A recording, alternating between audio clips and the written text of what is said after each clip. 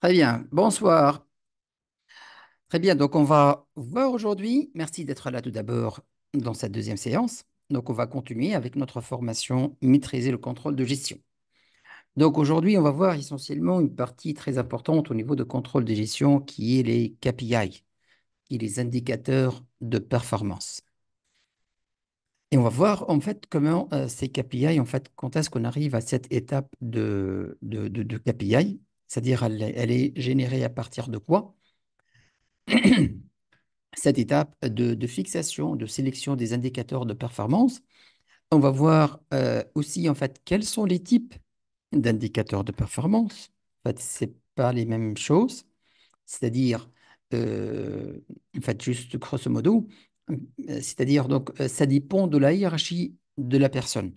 Donc, par exemple, un CEO, donc ces indicateurs de performance ne peuvent pas être celles des directeurs et celle des chefs de service, celle des directeurs voilà, des services, et celle des directeurs ne peut pas être, par exemple, celle des responsables de, par exemple, responsable de production. Donc, d'un directeur de production et l'autre est responsable de production. Donc, en fait, chaque fois on descend dans l'hiérarchie, les indicateurs de performance entrent plus dans les détails. D'accord?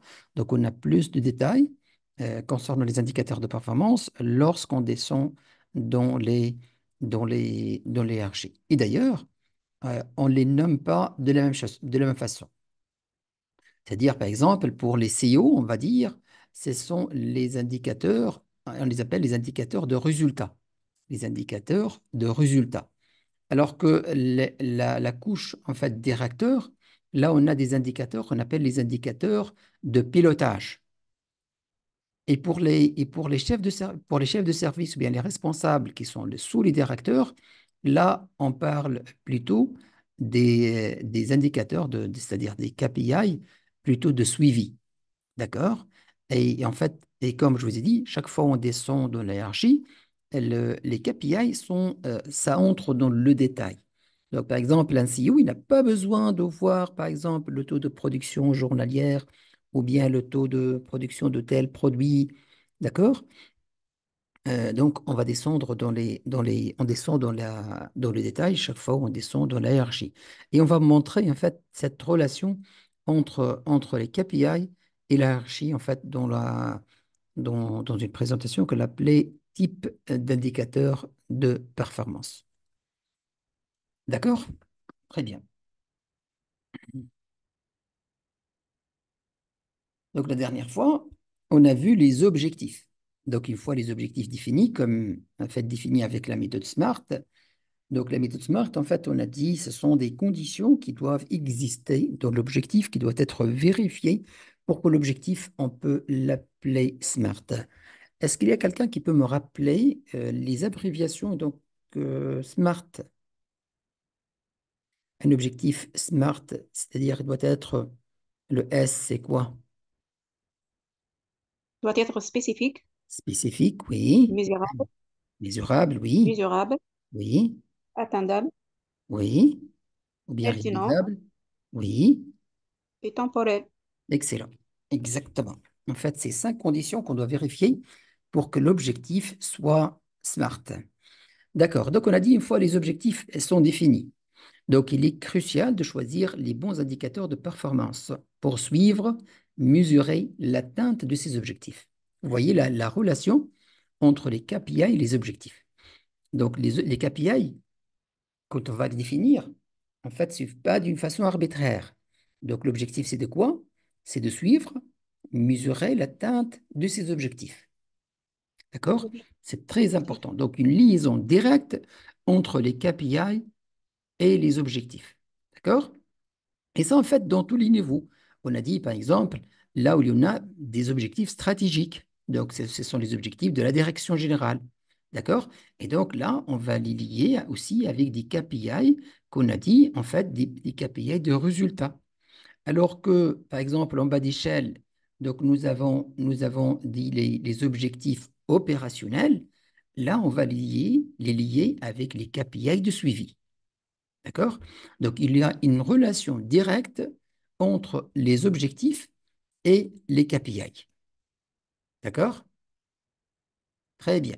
Donc, voici les étapes pour sélectionner les KPI les plus pertinents, les plus pertinents.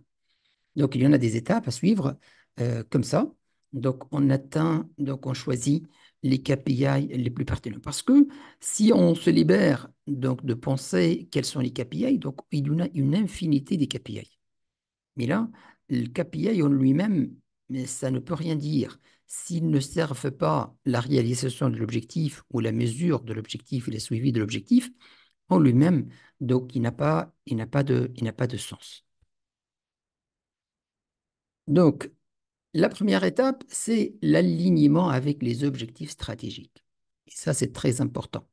Donc, c'est toujours KPI doit être lié en alignement direct avec les objectifs. D'accord? Donc, le KPI doit être directement lié aux objectifs définis. Donc, chaque KPI doit fournir des informations précieuses sur la progression vers ces objectifs. D'accord? Donc, on a dit les KPI, ils servent pour suivre et mesurer l'atteinte de l'objectif.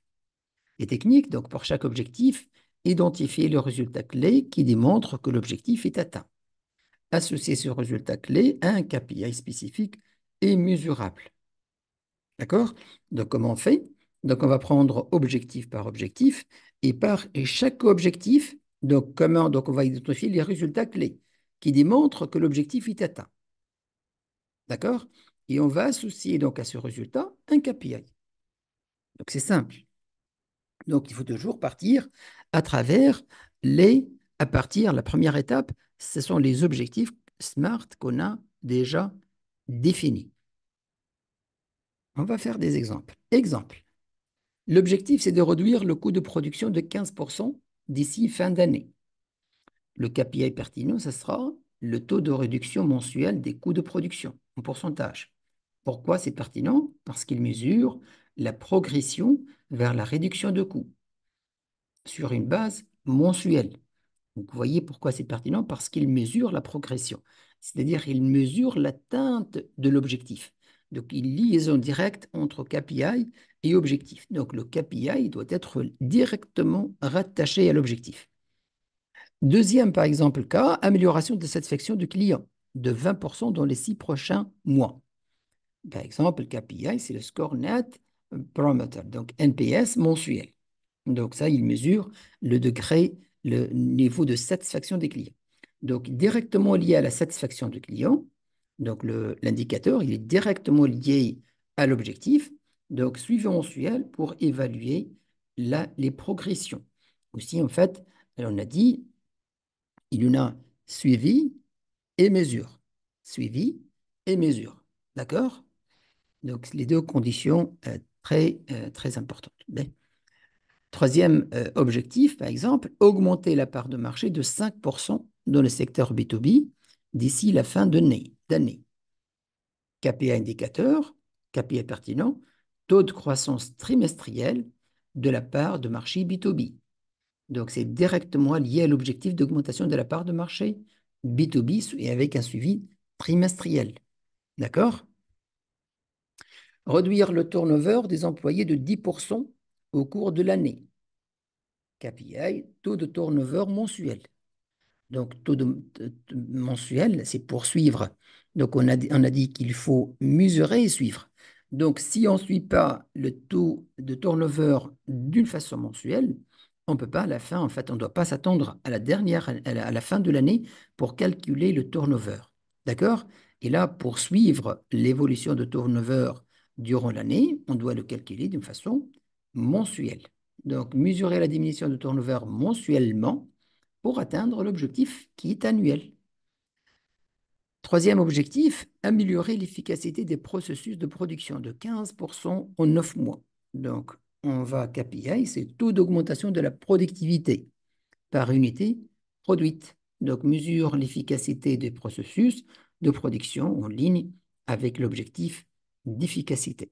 Donc, vous voyez, KPI, il est directement lié à l'objectif. Donc, il y a un alignement avec l'objectif. Et ça, c'est la première des conditions. D'accord? Deuxième condition, c'est l'utilisation des KPI financiers et non financiers. Parce que les KPI financiers en eux-mêmes, ça reste insuffisant. On a besoin des fois de calculer, par exemple, le degré de satisfaction de client, qui est un KPI qui est non financier. D'accord? Qui se fait en général à travers des statistiques. Ou bien, par exemple, satisfaction des employés. Ça aussi, c'est un indicateur, c'est un KPI non financier. Donc, description, les KPI peuvent être financiers, comme le chiffre d'affaires, la marge, coût, et non financiers, comme la satisfaction du client, engagement des employés, qualité des produits.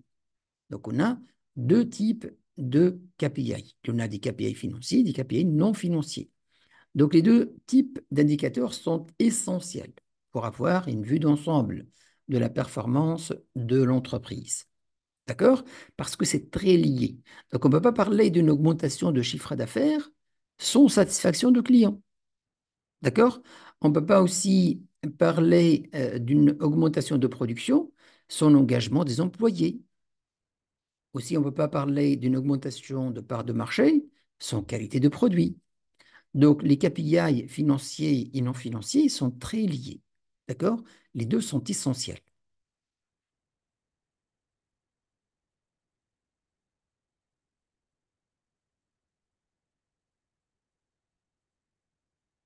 Donc, Omar, tous les KPI reposent sur des pourcentages. Et ce, la seule mesure possible. Non, en fait, il n'y a pas que de pourcentages.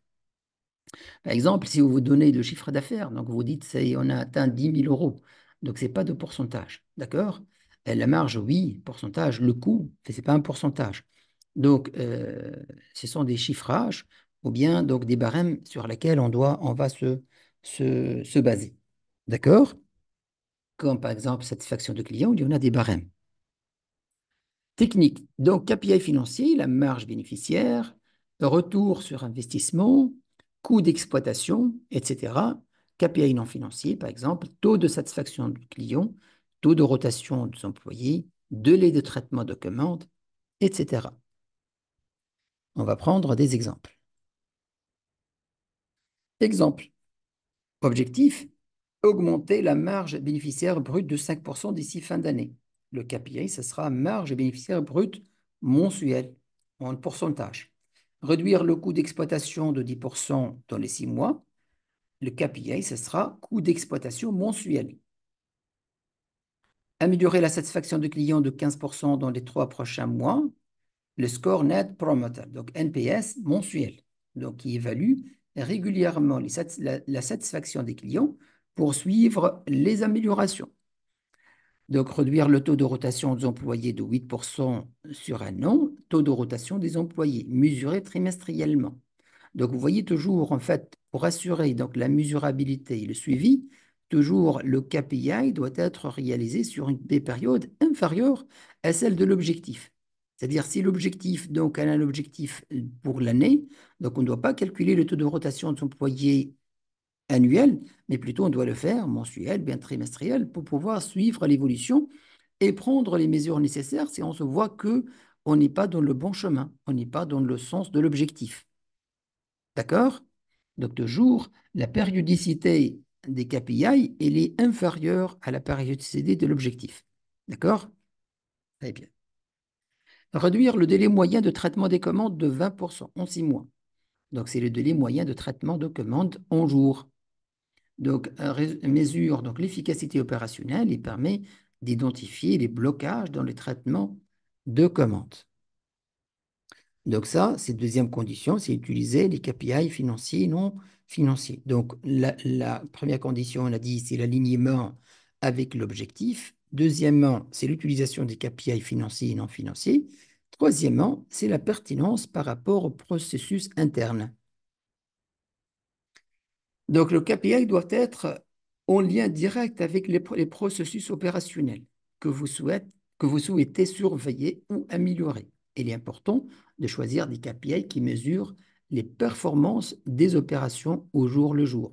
Technique, analyser les processus critiques pour l'atteinte des objectifs et identifier les points où le suivi de performance est crucial. Sélectionner des KPI qui permettent de suivre des processus en temps réel ou à intervalles réguliers. On va voir des exemples pour simplifier. Exemple, améliorer l'efficacité de production, de processus de production de 10% d'ici fin de trimestre. KPI, c'est le temps de production par unité produite. Il mesure l'efficacité de la production et permet de suivre les gains d'efficience. Réduire les erreurs de production de 5% en 3 mois. Taux d'erreur de production par jour.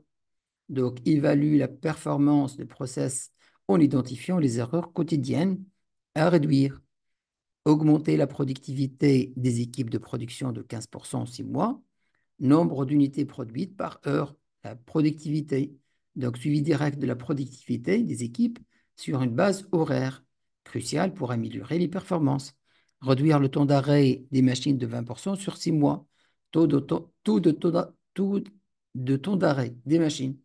Donc, suivi des arrêts de machines, essentiel pour optimiser la continuité de la production. Améliorer la qualité des produits livrés de 10% d'ici fin d'année, taux de produits livrés sans défaut. Donc, ça mesure la qualité des processus de production en lien direct avec la satisfaction du client et les objectifs de qualité. Donc, vous voyez, KPI, il est directement lié donc, aux objectifs, quel que soit, que ce soit au niveau de pertinence ou bien au niveau de l'utilisation de KPI financiers et non financiers, ou bien au niveau de l'alignement, donc objectif KPI, objectif stratégique KPI. La mesurabilité et la fiabilité des données. Donc, la mesurabilité et la fiabilité de données. La mesurabilité, donc, c'est de comment mesurer. La fiabilité de données, c'est la source de l'information. D'accord? Donc, on va se baser sur quoi? Est-ce qu'on va se baser, par exemple, si on va se baser sur des ERP qui produisent automatiquement les informations, donc, ça sera la fiabilité, certainement, elle est beaucoup plus importante. Donc, on ne doit pas se baser, par exemple, sur de retours d'informations, par exemple, sur la satisfaction de clients satisfaction de client, on ne va pas se baser, par exemple, sur le retour de service de client. C'est-à-dire, on va demander donc, au service de client, est-ce que les clients ils sont satisfaits ou pas? Donc ça, au niveau de fiabilité de données, c'est très faible parce que certainement, le service commercial va vous dire toujours que le client il est satisfait. Mais par contre, si on va faire des statistiques, donc sondage plutôt, ou bien on va se baser sur des ERP, c'est-à-dire des données automatiques, certainement la fiabilité sera plus élevée. Donc, il est essentiel que le KPI soit mesurable et que les données soient fiables. Donc, des indicateurs basés sur des données imprécises ou difficiles à obtenir nuiront à la précision de l'évaluation de performance. Donc, comme je vous ai dit tout à l'heure, donc en se basant sur, par exemple, le retour d'informations des commerciaux, d'accord? Ou bien des responsables de production, ou bien des... Donc, on doit se baser toujours sur sur des données qui sont générées automatiquement. Donc, technique, utiliser les outils automatisés. Vous voyez, donc en fait, utiliser les outils qui sont automatisés, c'est-à-dire les ERP, les CRM, etc. Donc, pour recueillir et analyser les données de manière régulière et fiable. Choisir des KPI basés sur des données facilement disponibles. La complexité aussi de l'accès d'informations, ça nuit en fait à, à la précision et à la possibilité d'utiliser donc ce KPI. Donc le KPI doit être facilement, c'est-à-dire l'information doit être facilement disponible et accessible. Très bien, exemple, utiliser un tableau de bord automatisé pour suivre le taux de productivité horaire en temps réel.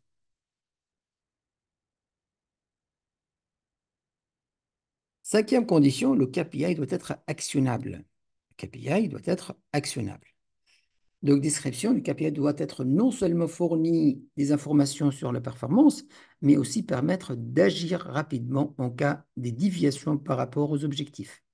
Technique, choisir des KPI qui donnent une vue proactive de la situation permettant d'identifier rapidement les problèmes et de prendre des décisions correctives. mettre en place des actions correctives lorsque le KPI montre des écarts par rapport aux objectifs. Exemple, si le KPI montre une baisse de taux de satisfaction de clients, lancez immédiatement des enquêtes de satisfaction ou des actions correctives. On va voir des exemples de ces actions correctives tout à l'heure avec des exemples. D'accord? Là, on va prendre quelques exemples maintenant. Exemple, l'objectif, c'est d'améliorer la satisfaction du client de 10% en 3 mois. C'est le score, donc NPS. Réduire le retard de livraison de 20% en 6 mois, c'est le pourcentage de liaison. On va passer ça pour voir des cas, pour voir des exemples. Voilà, on va voir ça avant de... Voilà. Là, je vous ai mis des exemples d'indicateurs de performance sectorielle, cas pratiques et applications. En fait, devant des situations, parce que vous allez voir au niveau de travail de contrôleur de gestion, certainement, donc il y en a des choses, je dis en fait, parce que le contrôleur de gestion, ça dépend dans quelle situation on va travailler. Donc, soit que vous descendez dans une société là où il n'y avait pas de contrôle de gestion, et là, donc, vous allez travailler donc, certainement avec un plan d'intervention. Donc, vous allez instaurer donc, le contrôle de gestion dans cette société. Soit vous êtes en fait dans des situations particulières et devant des situations particulières que vous cherchez des solutions. D'accord? Donc, on va voir des exemples ici, et en fait, et l'importance de l'intervention de commissaire, de contrôleur de contrôleur de gestion. D'accord? Par exemple, le suivi de taux d'occupation des chambres dans un hôtel. Un exemple, l'hôtel, oui. Ah, c'est pas partagé. Vraiment, je m'excuse. Donc,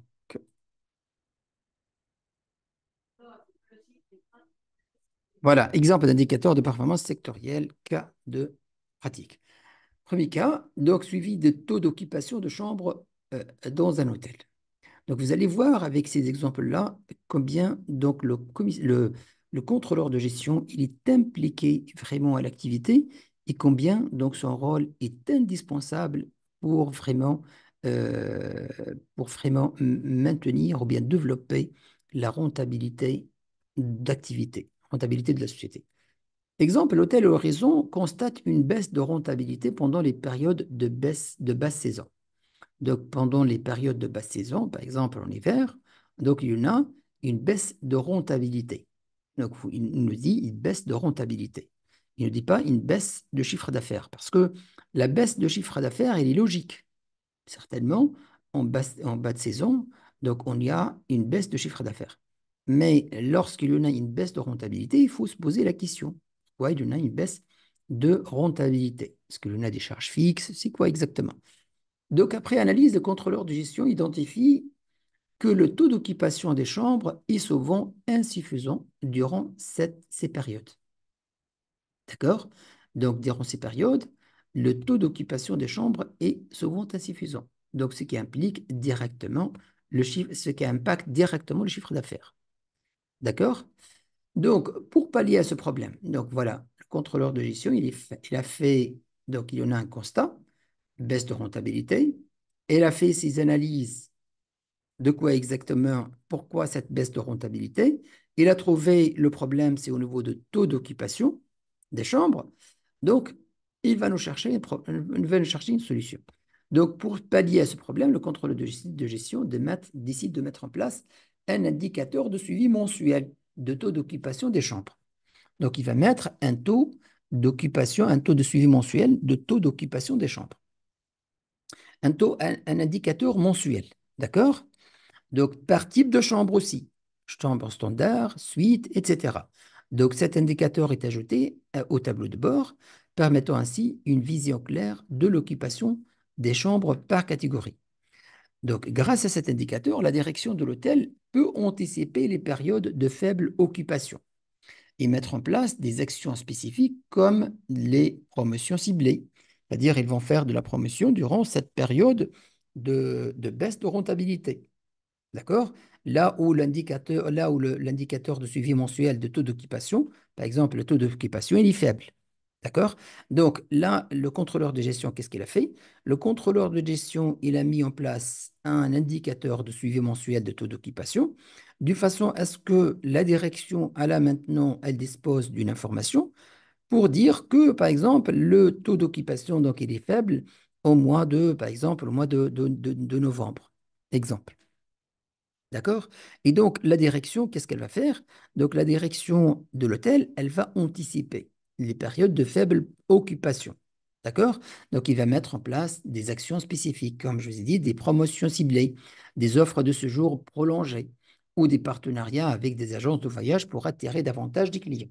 Donc, on va sacrifier, donc on va par exemple faire des promotions durant cette période-là, offrir des séjours prolongés, donc pour des personnes, par exemple, âgées, donc de les offrir des séjours prolongés de 3 à 4 mois durant les périodes d'hiver, et aussi la possibilité de faire des partenariats avec des agences de voyage pour attirer davantage de clients. Donc, en complément, cet indicateur est associé à une estimation prévisionnelle. Donc, vous voyez, il ne suffit pas de calculer donc, le taux d'occupation, mais en fait, on va projeter vers l'avenir. Donc, et pourquoi? En fait, pour voir lesquels, par exemple, pour cet indicateur-là, donc, pour voir quels sont les mois en général là où il y en a ce taux d'occupation qui est faible. Et donc, tout ça va être donc utilisé, en fait, c'est-à-dire le contrôleur de gestion, il va collaborer par la suite avec, par exemple, le service de marketing, le service de vente et de marketing, donc pour qu'il travaille sur ces périodes-là de baisse de taux d'occupation, d'occupation de chambre. Donc, en complément, cet indicateur est associé à une estimation prévisionnelle pour les mois à venir, permettant à la direction de prendre des décisions proactives et d'ajuster des stratégies de vente et de marketing en amont. Donc, de cette manière, l'hôtel peut mieux planifier ses ressources et optimiser son taux d'occupation pour maintenir la rentabilité même pendant la basse saison. Donc, nous, en fait, qu'est-ce qu'on cherche? On cherche à rentabiliser, à maintenir une rentabilité bien déterminée. Donc, la rentabilité ne doit pas. En fait, la rentabilité, elle est calculée comment? Elle est calculée par deux variables. C'est le chiffre d'affaires, c'est-à-dire les revenus et les charges. D'accord? Donc, qu'est-ce qu'on doit faire? Donc, on doit travailler sur ces deux éléments-là. Donc, on doit travailler sur comment augmenter le chiffre, c'est-à-dire comment augmenter le taux d'occupation des chambres. Et aussi, on doit travailler sur la partie donc, de baisser les charges. Et donc, par exemple, c'est-à-dire durant ces périodes-là, on va certainement, donc la société, par exemple, elle ne va pas maintenir les ouvriers saisonniers. Exemple. Elle va donner, par exemple, elle peut planifier de donner les congés annuels durant ces périodes-là, et ainsi de suite, d'accord? Donc, l'essentiel, qu'elle dispose d'une information et qu'elle va essayer donc de combler cette baisse de rentabilité durant cette période de basse saison, d'accord? Donc, vous voyez le rôle de contrôleur de gestion, combien donc il est important dans la rentabilité et l'optimisation de ressources de l'entreprise. On va voir un autre cas. Est-ce que vous avez des questions sur le cas de chambre d'hôtel, sur le cas d'hôtel Horizon? En fait, j'essaye de faire ces descriptions-là pour vous habituer donc, à ces notions-là. Certainement, donc, on n'est pas arrivé là, mais juste en fait pour vous montrer l'intérêt que ce soit de rôle de contrôleur de gestion et aussi de ces indicateurs qu'il doit en fait, devant chaque situation, qu'il doit penser à des indicateurs. D'accord? Très bien. Deuxième cas, suivi de revenus par couvert dans un restaurant. Donc, le responsable de restaurant de l'hôtel Horizon, même restaurant, remarque une fluctuation dans ses revenus mensuels. Donc, il remarque que ses revenus mensuels ne sont pas stables. Donc, après investigation, le contrôleur de gestion identifie une baisse de revenus moyens par couvert lors des jours de faible affluence. Donc, il y a une problématique, le contrôleur de gestion qui intervient et il détecte l'anomalie. D'accord? Donc, il y a les baisses de revenus moyens par couvert. C'est-à-dire, par exemple, nous avons un revenu par couvert. D'habitude, on a un revenu par couvert de 100 euros, par exemple, 100 euros par couvert. Exemple. D'accord? Mais il y en a des jours, là où il y en a le revenu par couvert, c'est plutôt 50 euros, par exemple, ou bien 30 euros. D'accord? Donc, pour résoudre ce problème, il décide de mettre en place un indicateur de suivi mensuel de revenus par couvert. Donc, il va suivre, par exemple, pour cette activité de restauration, un des indicateurs importants, c'est le suivi mensuel de revenus par couvert. Et donc, pour voir vraiment, est-ce que, parce que vous savez, le revenu par couvert, donc, c'est un indicateur qui peut en fait, à travers cet indicateur-là, on peut faire beaucoup de constatations, d'accord? Même sur la qualité de notre cuisine, la fidélisation des clients et ainsi de suite. Donc, c'est un indicateur très important pour l'activité de restauration. C'est un indicateur qui conditionne aussi la rentabilité de restaurant. Parce que vous savez, un restaurant, elle a un nombre bien déterminé de places. Et donc, si ces places-là, ils sont remplies par des gens qui ne consomment pas trop, ou bien qui ne trouvent rien à consommer, aussi, si c'est possible, et donc la rentabilité sera menacée. D'accord? Et donc, on doit voir pourquoi, si on constate une baisse dans les revenus par couvert, c'est-à-dire, par exemple, on a constaté, comme je vous dis, que la revenu par couvert, il a baissé, il était 100, il a baissé à 50, donc on doit faire des investigations nécessaires pour savoir pourquoi le revenu par couvert, il est baissé. Comme je dis, peut-être c'est la cuisine qui a baissé, peut-être c'est le service qui a baissé. Donc, il faut faire des investigations nécessaires pour voir donc, pourquoi ce revenu par couvert, là, il a baissé. Donc le contrôleur de gestion, il a mis en place donc, cet indicateur. Donc, l'indicateur, il va permettre à la direction de suivre la rentabilité de chaque service et d'adopter une stratégie. Donc, grâce à cet indicateur, le responsable de restaurant peut identifier les jours où le revenu est faible et envisage des actions. Par exemple, si la baisse du revenu par couvert, il est lié à des jours particuliers. Par exemple, on dit les jours, par exemple, les lundis, donc le revenu par couvert, il est baisse. D'accord? Là, en fait, on a pratiquement la moitié de la solution. Parce que donc, la baisse de revenus par couvert n'est pas liée à notre cuisine, mais plutôt liée à une journée bien déterminée. Par exemple, donc, les gens préfèrent le lundi rester en famille et rester donc chez eux. D'accord? Et donc, qu'est-ce qu'on doit faire? On doit essayer donc d'attirer les gens vers ces jours-là qui là où on en a un faible revenu. Donc, comment on fait? On fait par exemple des actions, des actions, on fait des offres spéciales, des menus à prix réduit, des promotions pour booster donc l'affluence les jours concernés. Donc, l'indicateur permet aussi de réaliser des prévisions pour mieux ajuster les stocks et éviter le gaspillage alimentaire. Donc, c'est-à-dire, si on sait très bien que le lundi, on ne fait pas de bonnes recettes, et donc le lundi, on ne va pas acheter de marchandises, ou bien on va baisser donc notre dépense en achat de marchandises. Le lundi, on ne va pas préparer une quantité comme en fait les jours standards, c'est-à-dire si on a l'habitude, par exemple, de préparer ou bien d'acheter, par exemple, d'acheter de pain, d'acheter de 100 pains, par exemple, 100 baguettes, donc par jour, en ce moment-là, donc le lundi, on ne va pas acheter 100 baguettes, on va acheter que 50. Un exemple. D'accord? Par exemple, si on sait que lundi, donc il y en a une baisse, donc lundi, donc on va pas, on peut par exemple donner lundi comme étant des jours de congé pour certains salariés. Si nous avons des saisonniers, on peut par exemple, ne pas, par exemple, c'est pas des saisonniers, mais plutôt des ouvriers temporaires, c'est-à-dire occasionnels, donc avec lesquels on travaille essentiellement les jours de pic. Donc on va pas en fait, on va pas faire appeler Donc, ces gens-là, par exemple, les lundis. Un exemple. En fait, il faut trouver, donc, à la fin, la solution à ce problème. Autre cas, suivi des dépenses moyennes par visiteur dans un parc d'attractions. Donc, ça nous dit, c'est un contrôleur de gestion d'un parc d'attractions. Donc, le parc d'attractions Finlande souhaite augmenter ses revenus en incitant les visiteurs à dépenser davantage sur place. Et donc, ça, c'est un objectif légitime et c'est un objectif général. Donc, toute entreprise, elle essaye de développer, d'augmenter ses revenus.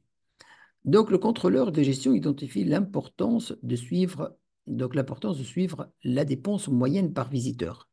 Et ça, c'est un indicateur très important aussi, par exemple, pour cette activité. C'est de la dépense moyenne par visiteur. La dépense moyenne par visiteur, c'est comment on la calcule? C'est le chiffre d'affaires par le nombre de visiteurs. Donc, par exemple, si on a par exemple, dépense moyenne par visiteur, elle est de 10 euros, elle est de 10 euros, par exemple, et nous, quand on vend les carnets à 5 euros, on peut dire que la moyenne des visiteurs, ils dépensent 2 carnets. Donc, par exemple, la moyenne des gens, ils dépensent, ils achètent, c'est-à-dire ils jouent 3 ou bien 4 jeux. D'accord? Aussi, on peut voir donc les dépenses, comment ils sont répartis. Est-ce que ce sont juste des billetteries? Est-ce que, parce que en général, dans les parcs d'attractions, vous ne trouvez pas que les jeux. Vous allez trouver une activité de restauration, de café, vous allez trouver une activité de vente de souvenirs aussi. D'accord? Donc, il ajoute cet indicateur dans le tableau de bord qui dépense en moyenne par visiteur. Donc, il va pour permettre un suivi hebdomadaire de la dépense par type de visiteur. Et d'ailleurs, donc cet indicateur-là, il peut même nous dire, il peut même nous orienter vers, par exemple, l'efficacité de service vente, de service commercial. Est-ce qu'on est en train d'influencer les gens pour dépenser plus? Est-ce que nos jeux sont attractifs? Est-ce que nos activités accessoires sont aussi attractives?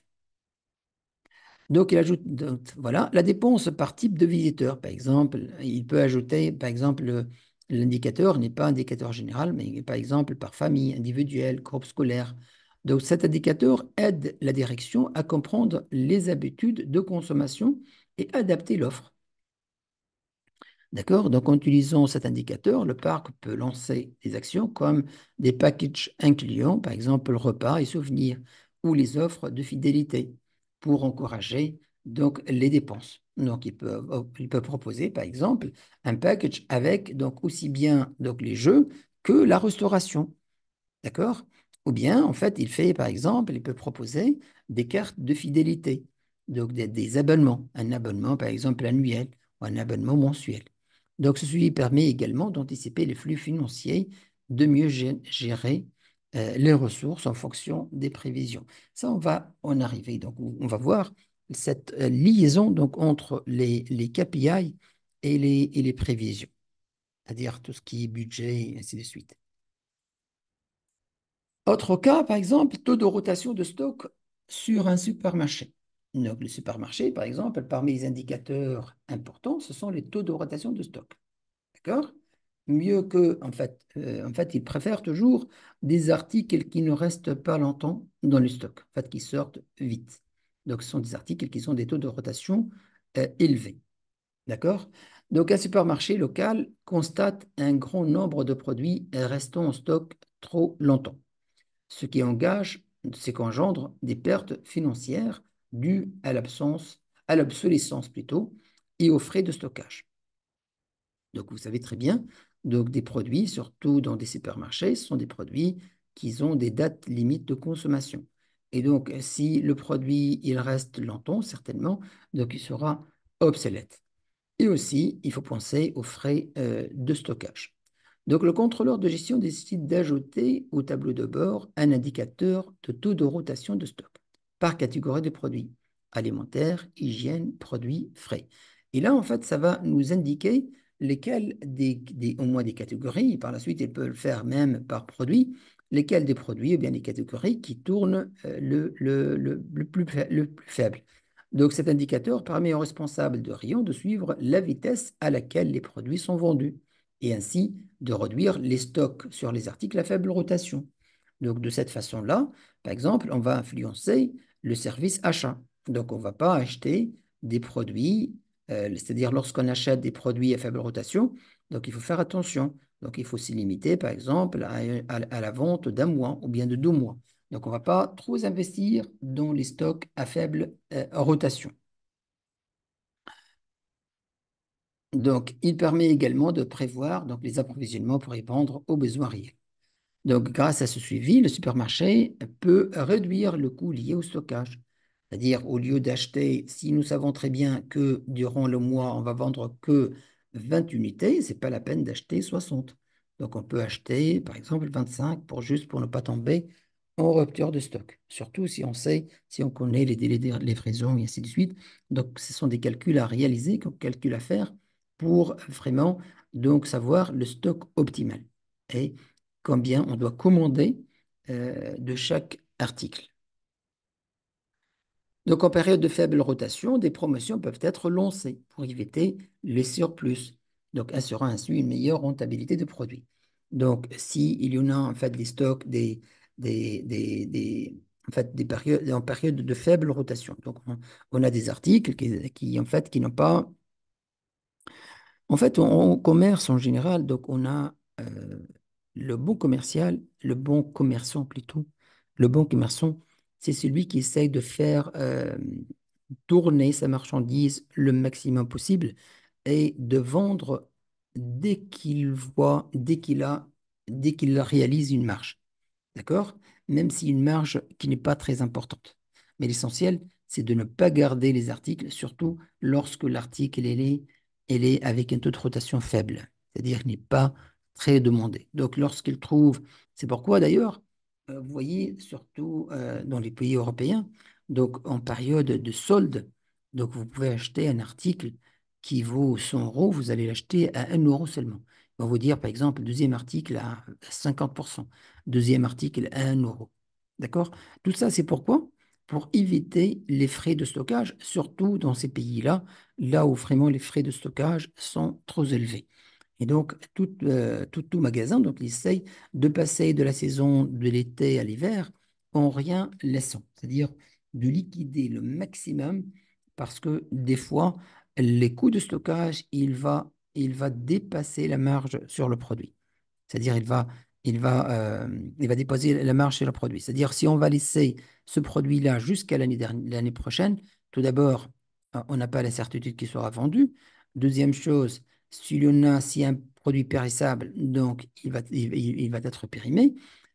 Autre chose, c'est un produit, par exemple, de vêtements, donc peut-être que la mode, elle va changer, et ainsi de suite. Donc, vraiment, donc, il essaye, donc, certainement avec le service commercial, de faire le maximum pour vendre le maximum. D'accord? Et tout ça, ce sont des calculs à réaliser. En fait, des gens, là, les sociétés, ils font des calculs. Lorsque, par exemple, au début de saison, donc, ils vendent avec une marge importante. D'accord? Une marge importante. Pourquoi? Parce que c'est déjà calculé. Parce qu'ils savent, par exemple, que durant la haute saison, durant la saison, ils vont vendre que, par exemple, 60% de la production et donc ou bien 70% de la production. Et donc, dès le départ, ils vont marger, ils vont faire de la marge durant cette haute saison parce qu'ils savent, les gens, ils sont demandeurs durant cette période-là. Et donc, ils vont encaisser une marge importante durant cette période. Et par la suite, ils savent très bien que les 30% restantes, il y aura 10% qui ne sera jamais vendu. Et les 20%, ils doivent le solder. Donc, en commençant progressivement de 20% jusqu'à 50%, 70%, et ainsi de suite. Et à la fin, en fait, ils essayent de ne rien laisser ou bien de laisser les 10% qui sont déjà prévus et qui ont déjà été inclus dans le calcul de la marge initiale. C'est-à-dire, dans une rentabilité globale, l'entreprise, il est toujours rentable, même s'il laisse les 10% non vendus parce qu'elle a tenu compte de coûts de ces invendus. Autre cas, par exemple, taux de transformation de les grandes surfaces. De les grandes surfaces, par exemple, vous trouvez qu'il y en a beaucoup de gens qui passent. Par exemple, si vous avez Giant ou bien Carrefour dans votre donc, quartier, donc vous allez voir que les gens, en fait, il y a beaucoup de visites à ces hypermarchés parce qu'en général, ce sont des hypermarchés et aussi ce sont des espaces de mode. Donc là, vous allez trouver des boutiques de mode et ainsi de suite. Donc, ça fait appel à beaucoup de visiteurs. Donc là, pour les grandes surfaces, on parle de taux de transformation, c'est-à-dire transformation, c'est le pourcentage entre le client, l'acheteur, et le visiteur. Donc combien on a converti de visiteurs en acheteurs. C'est-à-dire, nous avons, ce jour-là, nous avons 100 000 visiteurs, mais au niveau de numéro de tickets, au niveau des ventes, on a réalisé, par exemple, que 1000. Donc, on a, en termes de taux de transformation, c'est-à-dire on a 1000 sur 10 000. D'accord? On a 1%. Donc, dans les grandes surfaces, le nombre de visiteurs ne se traduit pas toujours par un nombre élevé d'achats. Donc ça, c'est pas systématique. C'est vrai, ce sont des conditions favorables pour réaliser des chiffres importants, mais ce n'est pas toujours garanti. Donc le contrôleur de gestion décide de mettre en place un indicateur de taux de transformation, c'est-à-dire le ratio entre le nombre de visiteurs et celui des acheteurs. Donc ce suivi est intégré donc, au tableau de bord hebdomadaire permet d'analyser les périodes où le taux de transformation est bas. D'accord? Donc, à travers cet indicateur-là, vous allez voir qu'il y en a des jours où le taux de transformation il est faible. C'est-à-dire qu'il y en a des gens, mais il n'y a pas de vente. D'accord? Donc, en identifiant donc, les zones problématiques, le magasin peut adopter cette stratégie commerciale, comme l'amélioration de l'expérience client, l'agencement des rayons ou l'augmentation des offres promotionnelles durant cette période-là.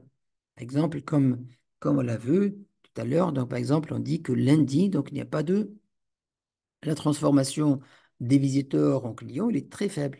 Pourquoi? Peut-être qu'on s'est dit que les gens, la majorité des gens, ils achètent déjà en fait les samedis, dimanches, et ces gens-là qui ont passé lundi, ce sont des gens qui vont plutôt à l'espace mode, plutôt donc à l'hypermarché. Et donc, comment il faut faire pour les attirer? Donc, on va faire par exemple des promotions durant ces jours par exemple, durant les lundis. Donc, comme ça, on pourra transformer donc, des visiteurs en clients. Donc, l'objectif est de transformer un maximum de visiteurs en acheteurs et cet indicateur permet d'agir rapidement en cas de baisse de performance dans le rayon en période spécifique. Autre exemple, ton moyen d'attente dans une banque. Par exemple, il y a une banque qui s'intéresse à ce que les clients n'attendent pas trop longtemps.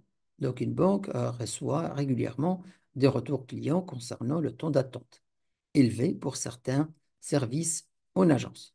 Donc, le contrôleur de gestion ajoute dans le tableau de bord un indicateur de temps moyen d'attente, un indicateur de temps moyen d'attente par service. Par exemple, pour le service, il y en a un temps moyen d'attente pour service conseil, un temps moyen d'attente pour retrait d'argent, un temps moyen d'attente pour les dépôts. Donc, cet indicateur permet à la direction de suivre l'efficacité du service client. Et là, en fait, service client, surtout lorsque on va changer du personnel. Vous savez très bien qu'au niveau des banques, en fait, la rotation du personnel est très élevée. La rotation, c'est pas la rotation, c'est-à-dire ils vont quitter, mais plutôt, donc on change d'effectif. Donc du personnel de l'agence, en général, sont pour des règles de sécurité. Donc en général, le personnel ne reste pas longtemps dans une même agence. D'accord? Et donc, si par exemple, nous avons le taux au niveau de service de conseil, l'indicateur de temps, le temps de moyen d'attente, il est de 3 minutes. Alors qu'après le changement de la nouvelle équipe, donc il a passé de 3 minutes à 10 minutes. Donc là, il faut voir pourquoi donc le taux d'attente il a augmenté de cette façon. Et donc certainement, soit donc que la personne qui assure maintenant le conseil, c'est la première fois, donc c'est quelqu'un de nouveau, mais l'essentiel, c'est cet indicateur-là doit attirer l'attention de directeur de l'agence et pour voir comment remédier. Donc cet indicateur permet à la direction de suivre l'efficacité du service client et de prendre les mesures pour réduire le temps d'attente, comme l'optimisation du personnel en période de pointe ou la mise en place de services en ligne. D'accord? Par exemple, aussi, cet indicateur-là, il peut évoluer durant la journée. Si par exemple, nous avons le taux d'attente de rang, par exemple, dans le palier horaire de 10 heures à 11 heures, par exemple, de 10 heures à 12 heures, le taux d'attente est très élevé. Et donc, qu'est-ce qu'on fait là? Là, en fait, soit on fait, donc c'est-à-dire on va alimenter ou bien on va renforcer l'équipe durant cette période-là. Vous voyez, en fait, les indicateurs, donc il faut les suivre durant toute la journée. En fait, il y en a des indicateurs qu'on peut les suivre de façon journalière. Il y en a des indicateurs qu'on doit les suivre durant la journée. D'accord? Comme ces indicateurs-là, on peut, à travers ces indicateurs, parce que si on va trouver l'indicateur de temps moyen, donc, d'une journée à l'autre, ça peut ne pas donner vraiment des résultats. Mais plutôt, si on va le voir, on va l'observer durant la journée, certainement, on va voir qu'il y en a des fluctuations. Il y en a des temps, il y en a des moments où le temps d'attente il est très important. Pourquoi? Parce que, par exemple, une bonne partie des gens, elle arrive donc à la banque durant cette période-là. Et donc, il faut penser à des solutions, soit en fait renforcer l'équipe, surtout s'il y en a, par exemple, le taux d'attente il est très élevé dans le retrait. Donc, on va gérer notre équipe. Si on est une agence de 3 personnes, on va mettre deux personnes, par exemple, dans le retrait. D'accord?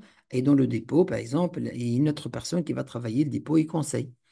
Ou bien, par exemple, que la banque, elle voit que ça, c'est général dans toutes ces agences, par exemple. Donc, par exemple, elle va demander ou bien elle va inciter les gens, par exemple, à utiliser les services automatiques. Que ce soit, donc, elle va mettre en place, par exemple, donc un service de retrait ou bien de dépôt automatique de la banque, c'est-à-dire des serveurs automatiques.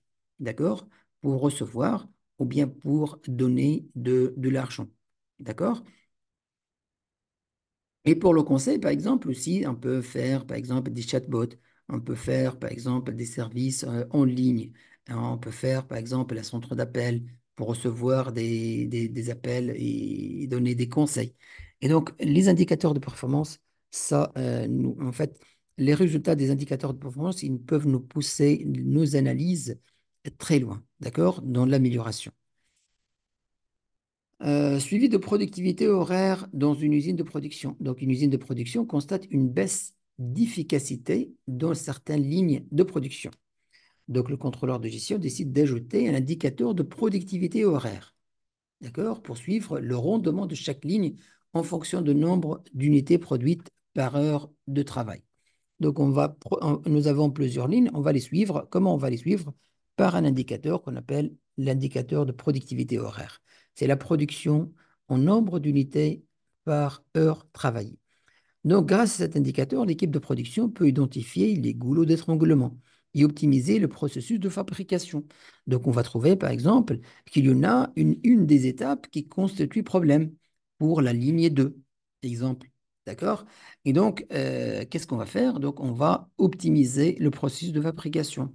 Donc, en surveillant cet indicateur, la direction peut également prévoir des besoins en main-d'œuvre. Par exemple, nous avons une étape très importante, la deuxième, bien la troisième étape, et cette étape-là nécessite de main-d'œuvre. Alors que nous, en fait, on n'a pas de main-d'œuvre, euh, en fait, on n'a pas planifié d'augmenter en fait le nombre de main-d'œuvre dans cette étape-là. En ajoutant, par exemple, des horaires pour maximiser la productivité. Donc, ceci permet, par exemple, à l'usine de réduire le coût opérationnel et d'augmenter la capacité de production, garantissant ainsi une meilleure rentabilité.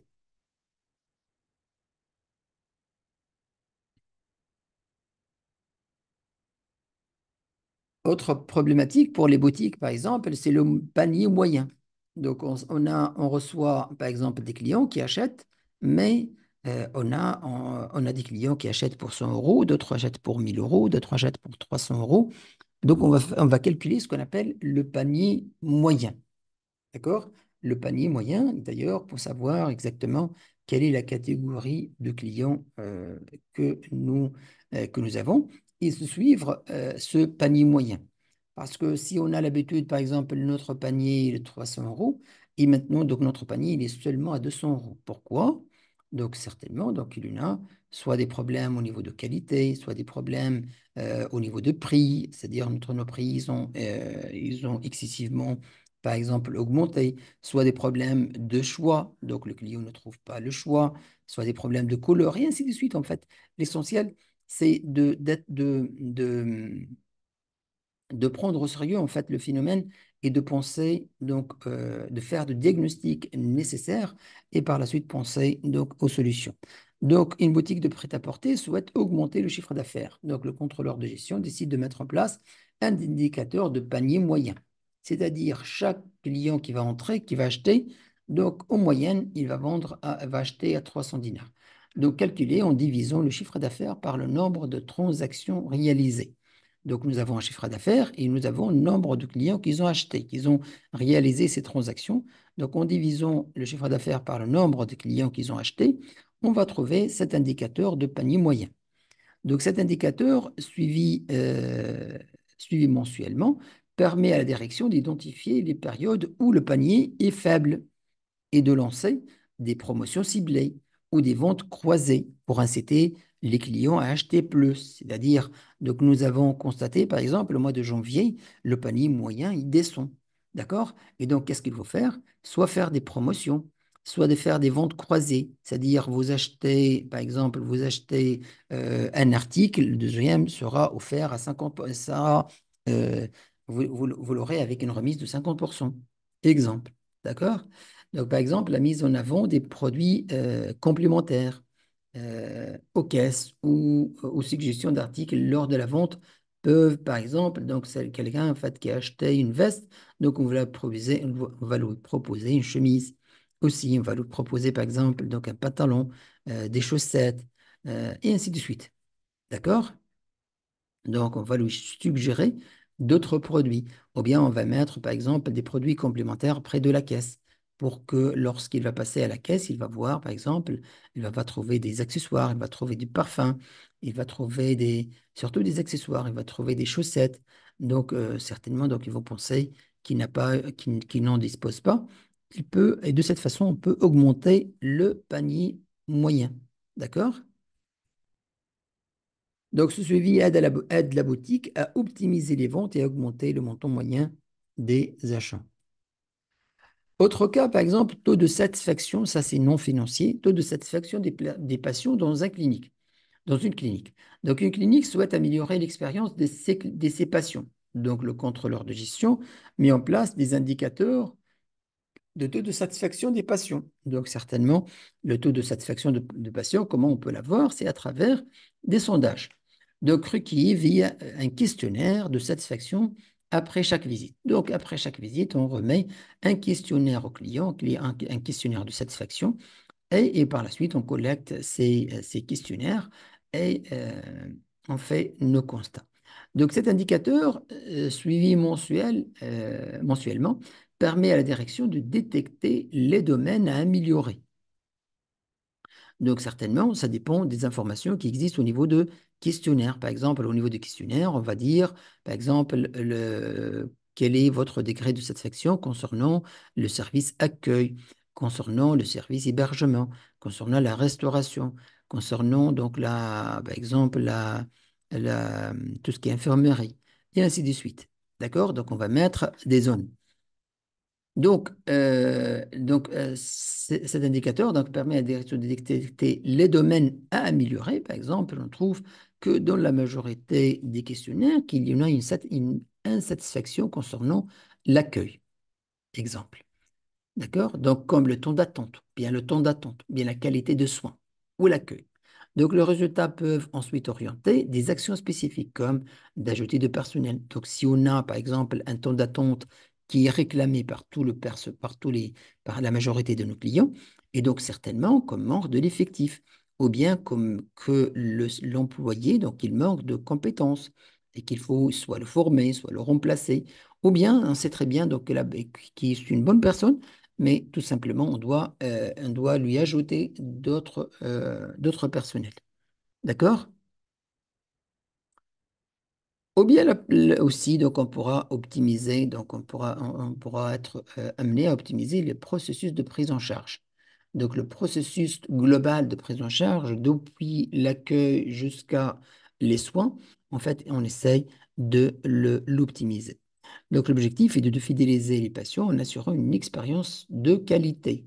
Donc, ça, c'est l'objectif. Il faut que le client, quand il va passer aux cliniques, donc on assure une expérience de qualité. Donc, qu'il soit 100% satisfait, ce qui est essentiel pour la réputation du clinique, surtout pour les cliniques. Il y a un volet réputation très important.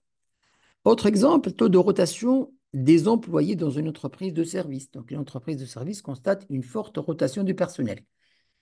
Donc, ce qui engendre des coûts de recrutement et de formation. Vous savez très bien, lorsque un personnel en fait, qui va quitter l'entreprise, donc certainement on aura besoin de recruter, et donc il y en a des coûts de recrutement, que ce soit des coûts de recrutement externes à travers des sociétés de recrutement, ou bien en interne, on va occuper donc le service de personnel par ce travail-là.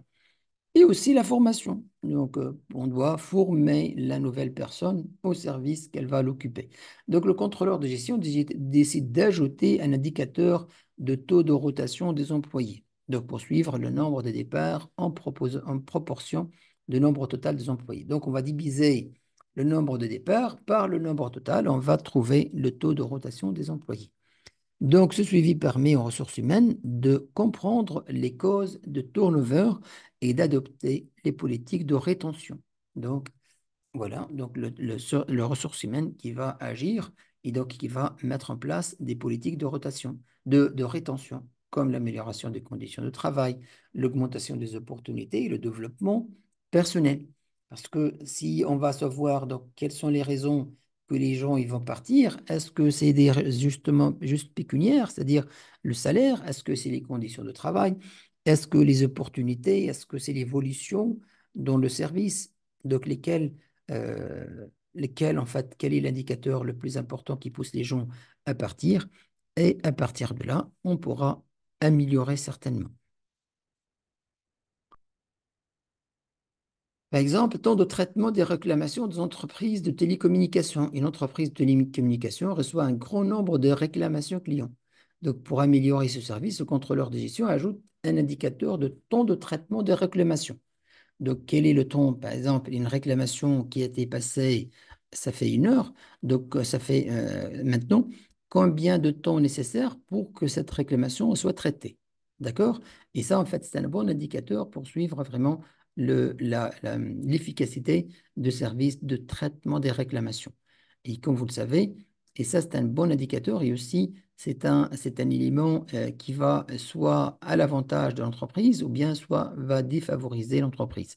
On va dire soit que donc, cette société-là elle dispose d'un bon service après-vente ou bien que cette entreprise-là, elle ne dispose pas d'un service après-vente. Et donc, s'il y en a des problèmes, donc, il vaut mieux éviter cette société parce qu'elle ne dispose pas d'un bon service après-vente. Et donc, cette société, elle sera pas recommandée. D'accord?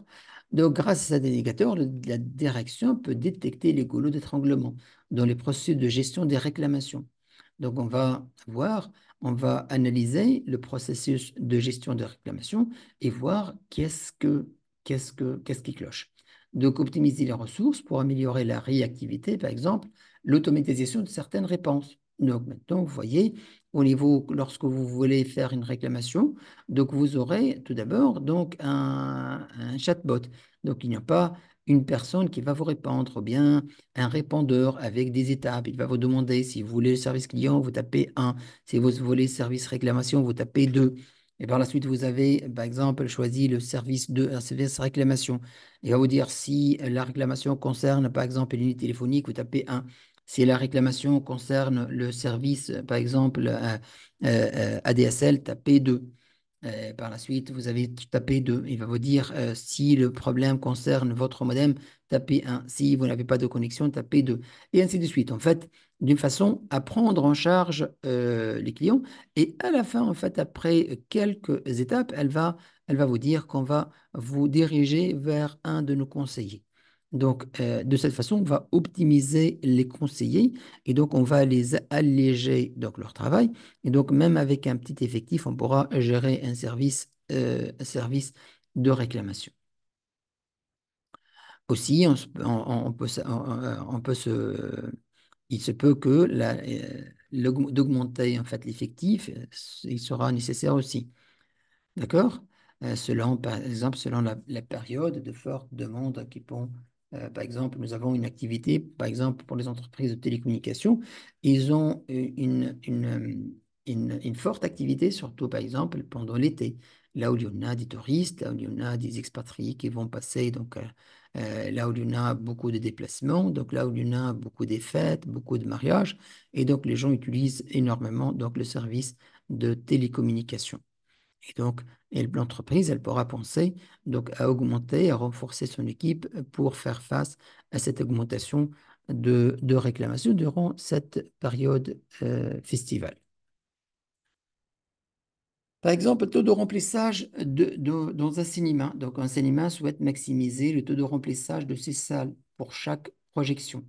Donc, le contrôleur de gestion a mis en place un indicateur de taux de remplissage. Donc, la direction, elle va suivre donc, le remplissage à travers ce taux qu'on appelle le taux de remplissage. Le taux de remplissage, c'est quoi? C'est le nombre de clients donc, qu'ils ont acheté, qu'ils ont entré à la salle, divisé par les places disponibles. Donc, si vous avez par exemple la salle, elle peut occuper 200 places, donc il y a 200 places dans la salle, et nous avons vendu, par exemple, 100 tickets. Et donc là, on peut dire que le taux de remplissage, il est de 50%. D'accord? Et l'indicateur, on peut le calculer, par exemple, sur plusieurs séances. Donc, on peut le calculer, par exemple, taux de remplissage des salles, par exemple, dans les séances par exemple, l'après-midi et l'autre dans la soirée. Et voir vraiment donc, quel est le taux de remplissage qui est faible. Donc, il faut trouver des solutions pour le remplir. Et donc, on va faire, par exemple, des promotions pour les après-midi, là où on a un taux de remplissage qui est très faible. D'accord? Cet indicateur permet à la direction de détecter les séances moins fréquentées et de lancer des promotions pour attirer plus de spectateurs. Donc, comme des tarifs réduits pour certaines séances et des offres spéciales en semaine. Par exemple, on va faire des conventions avec des écoles, avec des lycées, avec des collèges sur des offres spéciales durant la semaine et non pas durant les week-ends parce que durant les week-ends, notre taux de remplissage il est à 100%.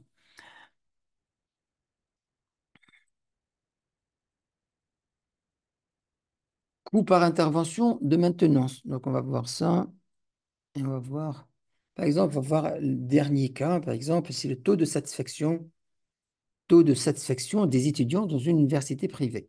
Donc, une université souhaite améliorer la qualité de son enseignement et de ses services. Donc, le contrôleur de gestion a mis en place un indicateur de taux de satisfaction des étudiants recueillis par des enquêtes.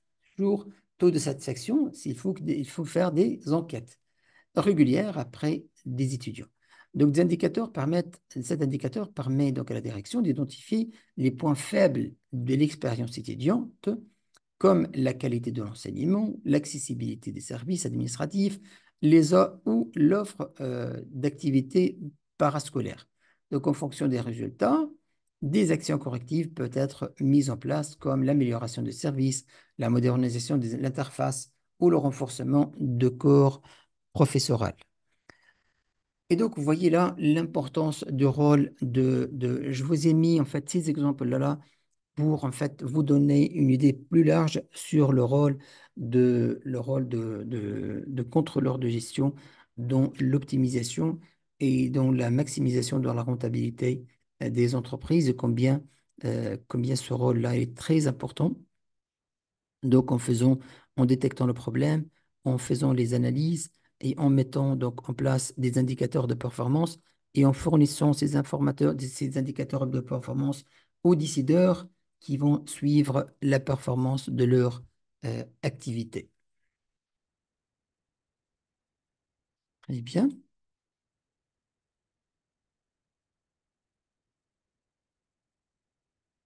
On va voir maintenant les types de KPI en contrôle de gestion. Les types de KPI.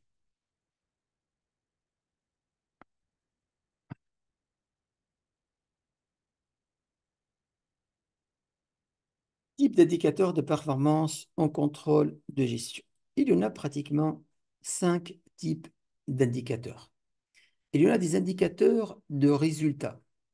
Indicateurs de résultats, ce sont les indicateurs qui sont destinés à la direction générale ou bien au conseil d'administration. Donc, ils n'ont pas besoin de détails.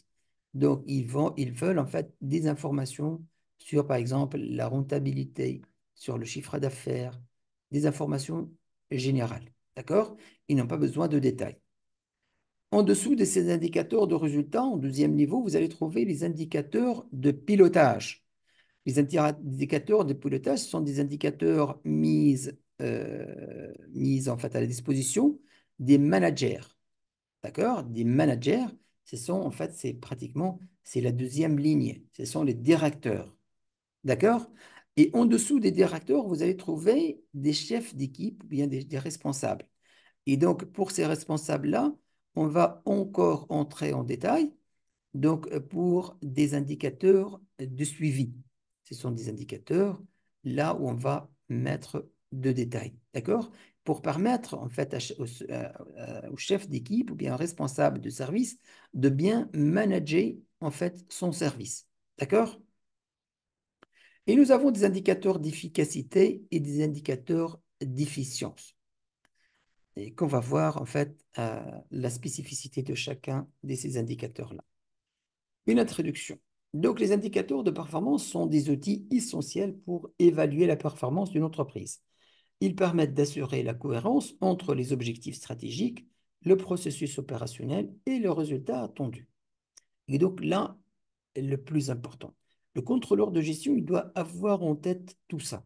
Il ne doit pas concevoir des KPI indépendamment des objectifs stratégiques. Donc, il doit entrer, donc, comme on a dit, en fait, il fait le croix, c'est-à-dire il fait comme la partie intermédiaire entre les objectifs stratégiques et les objectifs opérationnels. D'accord? Donc, il va traduire les objectifs stratégiques en objectifs, en objectifs opérationnels. Et donc, il va concevoir aussi bien les KPI de résultats, qui sont ceux pour la direction générale, les KPI de pilotage pour les directeurs et les KPI de suivi pour les opérationnels. Donc, chaque type d'indicateur répond à un besoin spécifique et aide différents niveaux hiérarchiques à prendre des décisions éclairées. Ça, c'est très important. Donc, chaque type d'indicateur répond à un besoin spécifique. Donc, on a dit qu'on va partir dans la détermination et la fixation des KPI à partir des objectifs qu'on a déjà fixés. D'accord? Et donc, chaque type d'indicateur répond à un besoin spécifique. D'accord? Et aide en fait différents niveaux hiérarchiques à prendre des décisions éclairées. On va commencer par le type en fait d'indicateur de résultat. Donc, définition de ces indicateurs de résultats, fournissent une vue d'ensemble de la performance de l'entreprise en termes de rentabilité et de succès stratégique. Et ça, comme on l'a dit, sont destinés à la direction générale, au conseil d'administration. Et ils leur permettent en fait de prendre des décisions stratégiques, évaluer la compétitivité et orienter les investissements. Donc, les exemples de ces indicateurs, par exemple, le chiffre d'affaires, résultat net, part de marché, croissance des ventes. Vous voyez, ce sont des chiffres de résultats, c'est-à-dire le résultat qu'on a pu réaliser. Chiffre d'affaires, résultat net, part de marché, croissance de vente. D'accord? Donc, il n'y a pas de détails. Il n'y a pas de chiffre d'affaires par produit, par exemple, ou bien résultat par activité, ou bien part de marché par produit, ou bien croissance de vente par produit. Là, on parle de général. D'accord? Chiffre d'affaires global, résultat net, part de marché et croissance. Donc ça, on dit que ces indicateurs de résultats, ils sont destinés à qui? Ils sont destinés à la direction générale et au conseil d'administration. D'accord? En deuxième lieu, on va trouver les indicateurs de pilotage. Les indicateurs de pilotage. Donc, définition, ils mesurent l'efficacité des processus internes pour s'assurer qu'ils soutiennent les objectifs stratégiques. D'accord? Donc, on va mesurer quoi? On va mesurer les processus internes. On n'a pas encore entré aussi en détail. Donc, on va mesurer l'efficacité des processus. Donc, pour s'assurer qu'ils se tiennent. Par exemple, le temps de cycle de processus, le coût par processus de production, par exemple, le nombre de réclamations clients, taux de défaut produit. D'accord? L'importance pour les managers opérationnels et le contrôleur de gestion, ces indicateurs aident à surveiller et optimiser les processus, assurant la qualité et réduisant les inefficacités. D'accord? On n'a pas encore entré en détail. Quand est-ce qu'on va entrer en détail? C'est à travers les indicateurs de suivi. Les indicateurs de suivi, en fait, il va surveiller la performance en temps réel pour assurer la satisfaction du client ou bien la qualité de service. Exemple, taux de satisfaction du client, taux d'attente moyenne de service client, nombre d'appels traités par heure, qualité de produit. Donc, pour le chef d'équipe, donc c'est la troisième niveau, le responsable de service, ces indicateurs permettent de détecter rapidement les problèmes et d'ajuster les opérations pour maintenir un service optimal. En fait, ces gens-là, ils ont besoin des indicateurs pour gérer le quotidien. Donc ça, c'est pour gérer le jour au jour. D'accord? Pour gérer le jour au jour.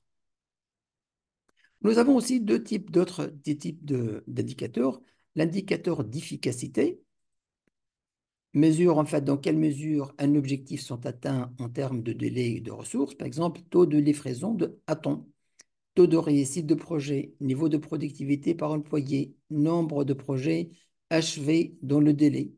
Donc, ça aussi pour les directeurs d'opération et les responsables de service. Et nous avons les indicateurs d'efficience. Efficience, donc, évalue l'utilisation des ressources par rapport aux résultats obtenus. On se concentre sur la réduction des coûts ou l'optimisation. Par exemple, coût par unité produite, ratio productivité par effort, utilisation des ressources, coût de production par heure de travail. Donc là, c'est l'efficience. Donc, par exemple, là, on va le comparer plutôt avec des standards. Comparaison et synthèse. Donc, comparaison entre différents types. Donc, résultat, il mesure les performances globales de l'entreprise. Pilotage assure le bon fonctionnement des processus.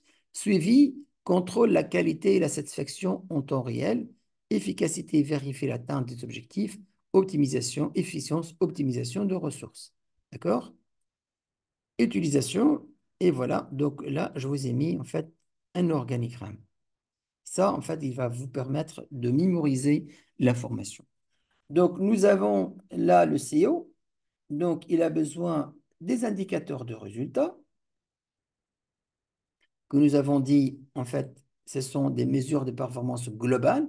Ils vont mesurer la performance globale de l'entreprise. Là, les directeurs, par exemple, là, ce sont des directions, ressources humaines, marketing, ils ont besoin d'indicateurs de pilotage. Et donc, pour s'assurer de bon fonctionnement de processus. D'accord? Et en dessous, vous allez trouver les responsables qui ont besoin d'indicateurs de suivi de l'activité. Donc, ils vont suivre l'activité quotidienne. D'accord? Donc, vous voyez, on est en train de descendre vers le détail. Donc, nous étions dans la généralité, dans la globalité. Là, on est à un stade moyen et là, on est en stade de détail. D'accord? Donc, par exemple, là, on va expliquer donc là, cette répartition des indicateurs, cette classification des indicateurs selon la hiérarchie. Donc, par exemple, pour le CEO, donc, il a besoin d'indicateurs de résultats. En tant que dirigeant d'entreprise, il utilise les indicateurs de résultats pour évaluer la performance globale de l'entreprise. Par exemple, croissance de chiffre d'affaires, rentabilité nette, satisfaction des clients.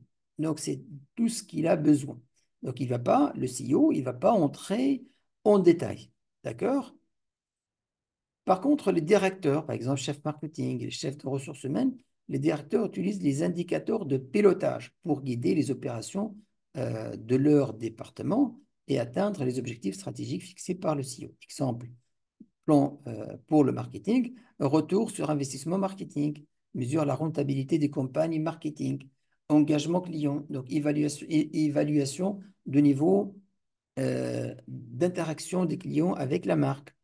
Pour la ressource humaine, taux d'absentéisme, délai de recrutement. Vous voyez en fait des indicateurs non, c'est pas ça. Ce sont des indicateurs. Voilà, on est là. Pour le marketing, retour sur investissement, engagement des clients, pour les ressources humaines, taux de rétention des employés ou taux de recrutement par employé. Ce sont des indicateurs de pilotage. Et en dessous, on va trouver les indicateurs de suivi. Les responsables de chaque service se concentrent sur des indicateurs de suivi pour évaluer l'avancement et l'efficacité des tâches opérationnelles. Là, on est dans l'opérationnel. En haut, le CEO dans la phase de stratégique, et là, les responsables en phase opérationnelle et les directeurs, ils sont entre l'intermédiaire entre le stratégique et l'opérationnel. Donc là, on va entrer en détail, nombre de leads générés, taux de conversion, ou bien taux d'absentéisme et délai de recrutement. Là, c'est très important à mémoriser ça. Donc, le type d'indicateur, parce que vous serez contrôleur de gestion, donc vous ne devez pas proposer au CEO des indicateurs de suivi. Aussi, vous ne devez pas proposer au CEO des indicateurs de pilotage. Aussi, vous n'allez pas proposer aux opérationnels des indicateurs de résultats ou bien des indicateurs de pilotage. D'accord? Donc, parce que vous allez concevoir ces indicateurs et ces tableaux de bord, et donc vous allez savoir, en s'adressant à chaque niveau, de quoi il a besoin. Quel est le type d'indicateur de performance que vous devez lui donner. Ça, pour résumer, d'accord? Ça, c'est le plus important. Donc, face à la personne que vous voulez concevoir des KPI, donc vous devez savoir donc, qu'est-ce que vous proposez. Donc, comme on l'a dit, si on est dans la phase opérationnelle, les en vert, on va proposer des indicateurs de suivi. Si en phase de rouge, on est en phase donc, de pilotage, on est en phase de direction, donc on est en phase des indicateurs de pilotage. Si en fait on cible le conseil d'administration ou bien le CEO de l'entreprise, on va lui donner des indicateurs de résultats. Il n'a pas besoin d'entrer en détail. Pourquoi? Parce que là en dessous, il y en a des gens qui sont responsables de détails. D'accord? Et chaque personne et chaque directeur, il a aussi des sous-directeurs et donc qui sont responsables de détails. Donc, lorsqu'il a besoin de détails, il peut l'avoir. D'accord? Et donc, au niveau de tableau de bord, on ne va pas lui mettre parce que on va le voir au niveau de la conception de tableau de bord. Le tableau de bord doit être lisible, doit être pertinent. Donc, il ne faut pas inclure dans un tableau de bord une centaine d'indicateurs de façon qu'on va se perdre et on va pas. En fait, c'est quelques indicateurs, mais les indicateurs le plus important. Et d'ailleurs, c'est pourquoi j'ai fait cet organigramme-là pour vous donner idée lorsque vous allez concevoir des tableaux de bord et qu'est-ce que vous allez mettre. Donc, c'est-à-dire les tableaux de bord avec quoi vous allez les alimenter. Vous devez les alimenter avec des données qui marchent avec les niveaux hiérarchiques de la personne cible. D'accord? Ça, c'est la partie la plus importante que je veux bien que vous la maîtrisez. D'accord? Je veux bien que vous la maîtrisez. Très bien. Donc, y a-t-il des questions, s'il vous plaît? Donc, s'il y a des questions, n'hésitez pas, d'accord? On va passer maintenant à des exemples d'indicateurs de performance par secteur d'activité. L'hôtellerie, les banques, l'industrie, et ainsi de suite.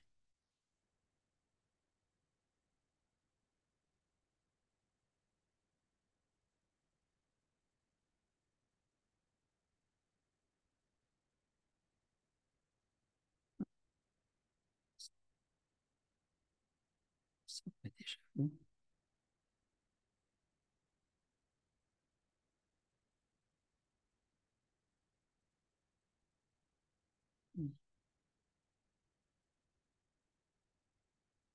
On va voir quelques indicateurs de performance spécifiques par secteur d'activité. Donc, on va passer secteur par secteur. Par exemple, l'hôtellerie.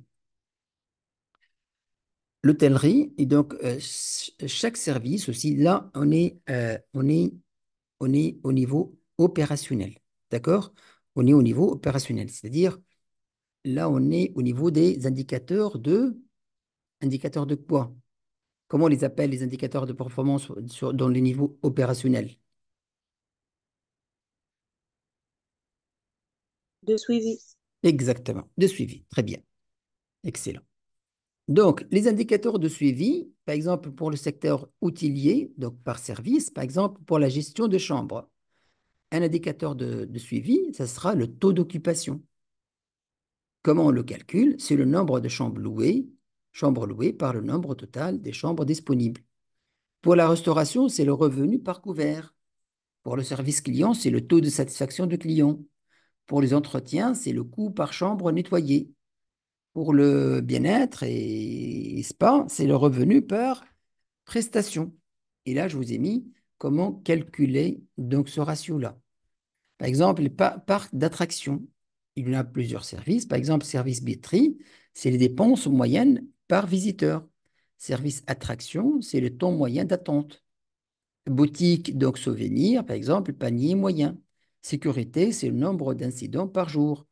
Restauration, revenu par visiteur. Là, la grande distribution pour la vente, panier moyen. Le stock, taux de rotation de stock. Gestion de l'espace, vente au mètre linéaire. Ressources humaines, c'est le taux de rotation du personnel. Logistique, taux de livraison, donc à temps. Banque, service prêt et crédit, c'est le taux d'approbation des prêts. Combien, en fait, le nombre de prêts par rapport au nombre de demandes de prêts. Service client, temps de traitement des demandes. Gestion des risques, taux de défaut de paiement. Conseil, orientation, satisfaction de client par qualité sur la qualité de conseil. Opération, coût moyen par transaction. Là, je vous ai mis des exemples, en fait, pour vous donner idée et savoir comment la calculer. L'éducation, pour l'enseignement, taux de réussite aux examens. Pédagogie, taux de satisfaction des étudiants. Ça, par exemple, au niveau d'un établissement privé, par exemple, collège ou bien lycée ou bien une faculté. Administration, temps moyen de traitement de dossiers. Finance, taux de recouvrement des frais de scolarité. Suivi des étudiants, taux de placement des diplômes, c'est-à-dire suivi des étudiants en fait, euh, c'est-à-dire après la fin d'études. D'accord? Taux de placement, c'est-à-dire est-ce que les étudiants, par exemple, le taux de placement des diplômés, on va dire, par exemple, 100% des diplômés sont en emploi, ou bien 80%, ou bien 60%. D'accord? Et ça, c'est très important pour, euh, c'est un élément très important à utiliser dans des campagnes de campagnes marketing. Ah, éducation, santé, gestion du patient, ton moyen d'attente, service d'urgence, temps de satisfaction patient, gestion des équipements, taux d'utilisation des équipements, finances, coût moyen par patient, pharmacie hospitalière, taux de disponibilité des médicaments. Donc, vous voyez combien les taux, combien les indicateurs sont très variables.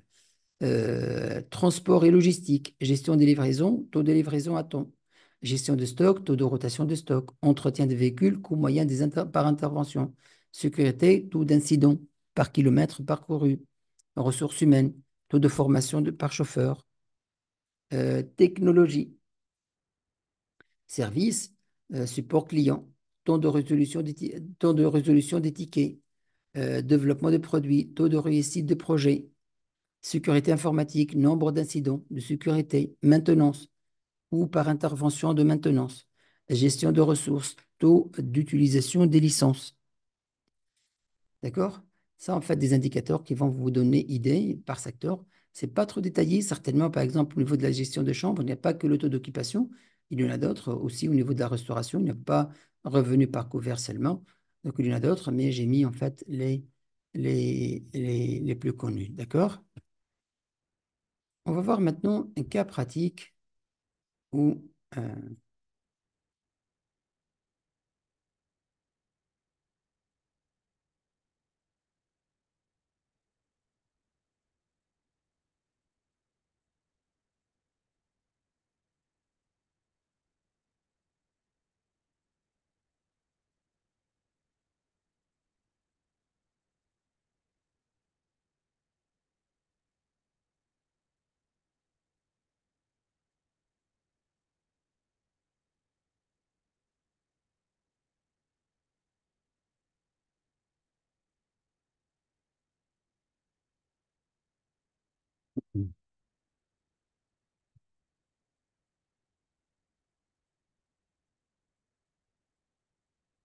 Voilà.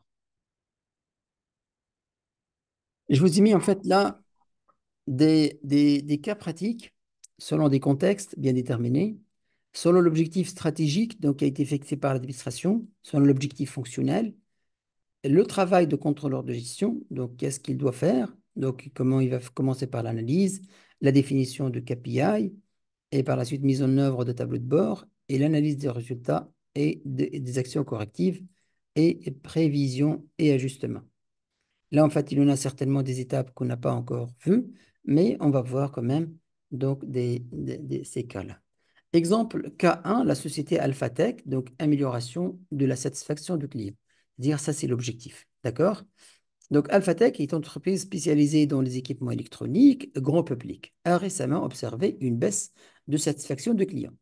Donc, des enquêtes internes révèlent que les clients se plaignent souvent des temps d'attente prolongés pour accéder au service client.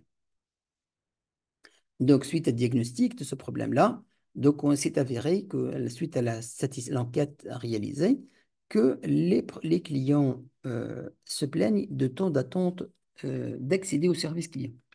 D'accord? Ce qui a baisser donc la satisfaction du client et que possible aussi qu'il va baisser le chiffre d'affaires de l'entreprise, et par conséquent la rentabilité de l'entreprise. C'est un impact négatif sur leur fidélité.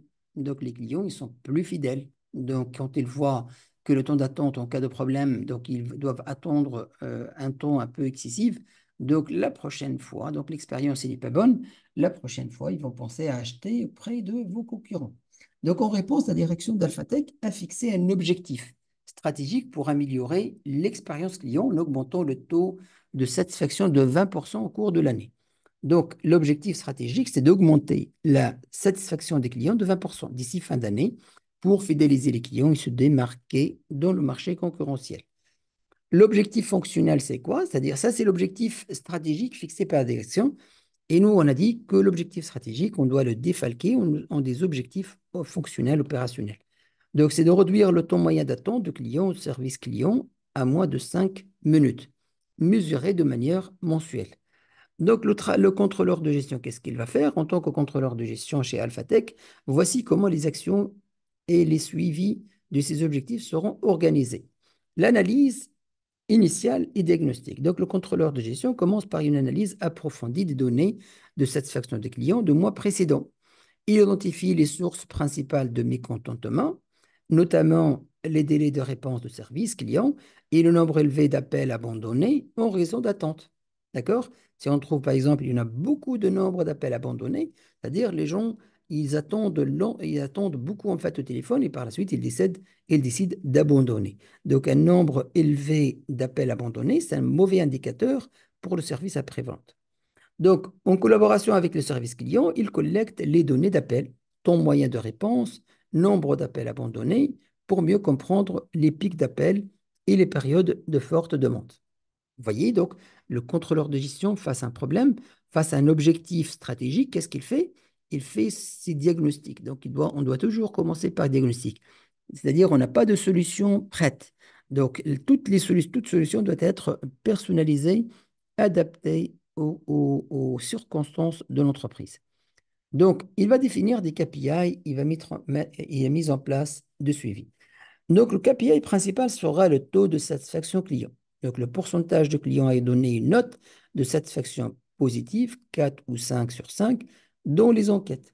Calcul, c'est le nombre de clients satisfaits par le nombre de réponses clients, total de réponses clients. KPI secondaire, ça peut être le temps d'attente moyen au service du client. D'accord? Donc, on aura un KPI principal qui est le taux de satisfaction client qui est directement lié à l'objectif principal, à l'objectif stratégique, et où nous avons le temps d'attente moyen, donc qui a été qui a été aussi soulevé lors de la diagnostic, qu'on a vu que l'on a temps d'attente excessif. Donc, temps d'attente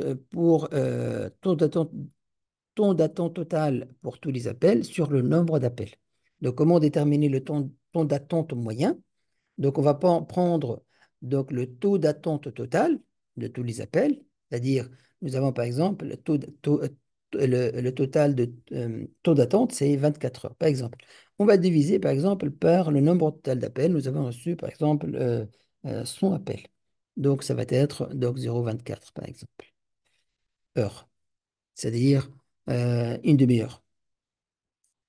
Donc, mise en place de tableau de bord. Donc, le contrôleur de gestion crée un tableau de bord mensuel regroupant les données clés.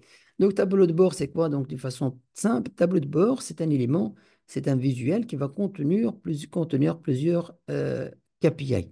Des KPI, ce sont des chiffres, des courbes, et ainsi de suite. L'essentiel, c'est un outil qui va permettre à l'utilisateur de prendre des décisions et d'avoir l'activité plus facilement de voir l'activité et de prendre des décisions éclairées.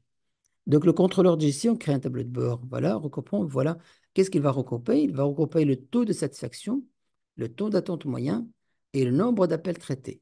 Ce tableau de bord est partagé avec les directions et les services clients pour une visibilité contenue des performances. Donc, on va commencer à suivre le taux de satisfaction du client à travers des enquêtes, le taux d'attente moyen, on a dit en fait le total de taux d'attente divisé par le nombre des appels et le nombre d'appels traités, c'est-à-dire le nombre d'appels traités, ou bien le pourcentage du nombre des appels traités, c'est le nombre des appels traités par rapport au nombre total des appels. Donc, il identifie les périodes de forte demande et recommande l'optimisation du planning de travail. Par exemple, à travers donc, le suivi de ces indicateurs, nous avons constaté que nous avons des pics, par exemple, entre 11 heures et 2 heures. Et donc, nous avons, par exemple, un centre d'appel avec deux personnes et que nous avons constaté que, par exemple, c'est-à-dire la matinée, donc vraiment, on n'a pas d'appel. D'accord? Donc, vu qu'on n'a pas d'appel, par exemple, la matinée, donc on ne va pas mettre deux personnes, on va mettre une seule personne donc, durant la matinée. Par exemple, nous avons les temps d'attente. Pourquoi? Les temps d'attente, par exemple, que nous avons donc à la fin de la journée, il n'y en a qu'une seule personne qui travaille. Pourquoi? Parce qu'il y en a une personne qui va commencer à 8 heures, elle va terminer par exemple à 16 heures, et une deuxième personne qui va commencer par exemple donc à 10 heures, il va terminer à 18 heures. Donc, les moments où on a une seule personne de 14 heures à 18 heures, donc il y en a, c'est le pic d'appel. Et donc là, c'est question d'aménagement de temps. Donc, on va par exemple voir si on n'a pas d'appel la matinée, donc on va décaler en fait, les horaires de deuxième salarié. En fait, on va laisser deux personnes jusqu'à 18 heures. Exemple, je vous dis. D'accord? Donc, identifier les périodes de forte demande et recommande l'optimisation de planning de travail. On va optimiser le planning de travail. Ça, c'est l'optimisation du planning de travail. Pour avoir davantage de représentants disponibles pendant ces périodes, ce sont les périodes de pointe. Donc, analyse des résultats et action corrective. Donc, chaque mois, le contrôleur de gestion analyse les résultats du tableau de bord et suit l'évolution de taux de satisfaction. Si le temps moyen d'attente ne diminue pas suffisamment, donc, on a dit, on doit mesurer et on doit suivre. Il ne suffit pas de mesurer, d'accord? Suivre pourquoi? Pour voir est-ce qu'on est dans le bon sens ou pas. Est-ce qu'on est en train d'avancer dans l'atteinte de l'objectif stratégique ou bien non? Donc, si le temps moyen d'attente ne diminue pas suffisamment, il peut proposer des actions correctives. Donc, nous avons nous avons fixé un indicateur de performance. Nous avons au début, par exemple, proposé des actions correctives, mais en suivant en fait l'évolution de ce taux-là, de cet indicateur, nous avons vu qu'il n'y a pas d'avancement. Donc, il va proposer d'autres actions correctives. Par exemple, nous avons optimisé, nous avons décalé, nous avons géré, par exemple, optimisé le planning de travail, mais malgré ça, nous avons beaucoup d'appels, en fait, entre les 14 heures et 18 heures, ce qui fait que, il y a toujours des appels qui sont manqués ou bien d'abandon d'appels. Et donc là, qu'est-ce qu'on fait? On doit demander, par exemple, d'embaucher temporellement, d'une façon temporelle, ou bien juste pour la période de 2 heures, ou bien de 3 heures, une autre personne, c'est-à-dire lors des pics d'appel, ou bien des pics saisonniers. Donc, si nous avons, par exemple, une activité saisonnière, que nous avons, par exemple, en été, où nous avons beaucoup d'appels. Et donc, qu'est-ce qu'on doit faire? On doit se préparer. Donc, durant l'été, durant les saisons de pic, on va recruter des gens. Ou bien, par exemple, s'il voit que le recrutement, donc, c'est pas la bonne solution, il peut nous proposer, par exemple, d'introduire une technologie d'automatisation pour traiter les demandes les plus fréquentes. D'accord? Et donc, et alléger, en fait, tout ce qui est répétitif, donc, au personnel, c'est-à-dire au centre, à notre centre d'appel. D'accord? Deuxième cas, c'est le cas de société Greenwork, optimisation de coûts opérationnels. Greenwork, une entreprise spécialisée dans la fabrication de produits écologiques, fait face à des coûts de production élevés, ce qui réduit sa rentabilité. Donc, les problèmes de Greenwork sont les coûts de production élevés. Donc, les directions fixent un objectif stratégique pour améliorer la compétitivité de l'entreprise en réduisant les coûts opérationnels, en particulier ceux liés à la matière première. Donc, nous avons décidé donc, de réduire le coût de production de 15% d'ici fin d'année. D'accord? Afin d'augmenter la marge bénéficiaire et on va optimiser surtout les coûts de la matière première. Ça, c'est l'objectif stratégique, c'est de réduire le coût. Objectif fonctionnel, c'est de diminuer les coûts de matière première de 10% en négociant les... Vous voyez, en fait, l'objectif stratégique, il est en totale liaison avec l'objectif fonctionnel ou opérationnel. Donc, diminuer les coûts de matière première de 10% en négociant de nouveaux contrats avec les fournisseurs actuels ou en trouvant de nouvelles sources d'approvisionnement. Donc, le contrôleur de gestion, qu'est-ce qu'il fait en tant que contrôleur de gestion? Voici qu'est-ce qu'il doit faire. Donc, l'analyse de coûts actuels. Donc, le contrôleur de gestion réalise un diagnostic des coûts de matières premières pour chaque produit. Donc, pour chaque produit, il va faire une analyse de coûts de matières premières. Il identifie les postes de coûts les plus élevés et analyse la rentabilité actuelle. En collaboration avec l'équipe d'achat, il examine les contrats actuels pour évaluer les marges des négociations possibles. Donc,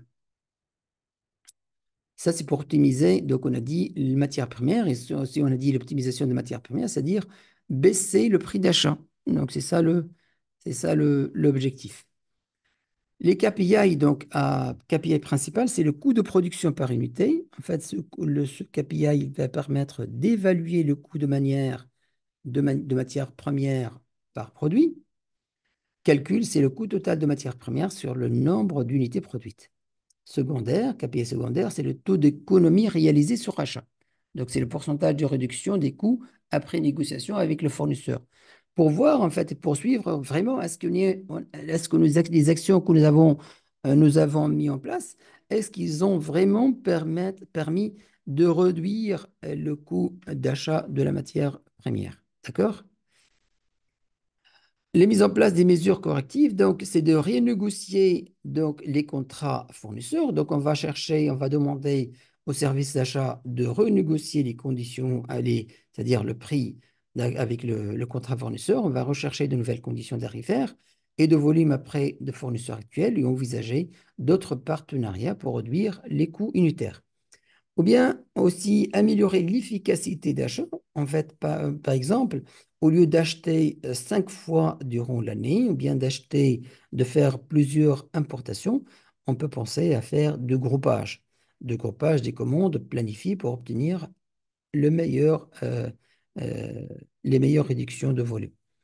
Donc, contrôle rigoureux de stock de matières premières aussi, le coût de la matière première peut être non pas en fait aussi lié au niveau de l'achat, mais c'est plutôt au niveau par exemple, de gestion. Donc, il y en a par exemple du gaspillage de la matière première.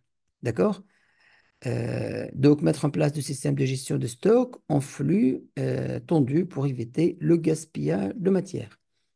Automatisation de processus de suivi de coûts, utiliser les logiciels les ERP pour suivre en temps réel le coût de matière première et détecter les anomalies avant qu'elles n'impactent le coût final. Et donc, ça, en fait, ça va nous permettre, par exemple, de détecter si l'on a eu une augmentation exceptionnelle au niveau de prix de vente. Cas numéro 3, Fitware, c'est accroître les revenus de vente. Donc, Fitwear, une entreprise spécialisée dans le vêtement de sport, souhaite augmenter son chiffre d'affaires pour, pour capter une plus grande part de marché. Cependant, l'analyse révèle que le nombre de prospects ne se transforme pas en clients. Là, la transformation de prospects, de leads, de prospects en clients. La direction fixe donc un objectif pour améliorer le taux de conversion. On l'appelle le taux de conversion de prospect à client. Prospect, c'est la personne qui est intéressée. Client, c'est la personne qui achète. Donc, objectif stratégique, c'est d'augmenter les ventes de 20% au cours des prochains semestres. Et donc, parmi les choses qu'on peut utiliser pour réaliser l'augmentation de ventes, c'est par exemple, c'est d'augmenter le taux de conversion. Le taux de conversion, par exemple, nous avons un taux de conversion 20%. C'est-à-dire, sur 100 clients intéressés, il n'y en a que 20 qui concrétisent la vente. Et donc, ça peut donner lieu donc, à des problèmes à l'intérieur de l'entreprise. Comment, par exemple, de convaincre les clients. Bien, en fait, on va essayer d'augmenter ce taux de conversion. Comment augmenter le taux de conversion de nos clients. Donc, l'objectif fonctionnel sera d'accroître le taux de conversion de prospects en clients de 15%. Donc, vous voyez, au niveau de l'objectif stratégique, là, on parle toujours, on a des indicateurs de résultats. Donc, nous voulons augmenter les ventes de 20%. Comment réaliser ça? Ça, c'est l'objectif fonctionnel. D'accord? Et donc, l'objectif fonctionnel, il est d'accroître le taux de conversion, c'est-à-dire d'augmenter les clients, les prospects, d'augmenter le taux de conversion de prospects à clients. Et donc, comment suivre donc, cette augmentation et cette évolution? On va mettre un KPI par exemple, qu'on va appeler taux de conversion des clients. D'accord? Taux de conversion de clients. Et donc, vous voyez, le KPI de suivi, indicateur de suivi, il est directement lié à l'objectif, maintenant à l'objectif opérationnel. Alors que l'autre, c'est un KPI de résultat, il est directement lié à l'objectif stratégique. Donc, on parle d'augmentation de vente dans les deux cas. Donc, travail réalisé, contrôleur de gestion. Donc, le contrôleur de gestion va prendre les actions suivantes. Analyse des données. Donc, toujours, on doit commencer par une analyse des données. Ça, ce sont les étapes à suivre. Donc, toujours commencer par une analyse des données. Donc, le contrôleur analyse des données de conversion actuelles pour identifier les segments de clients qui convertissent le moins.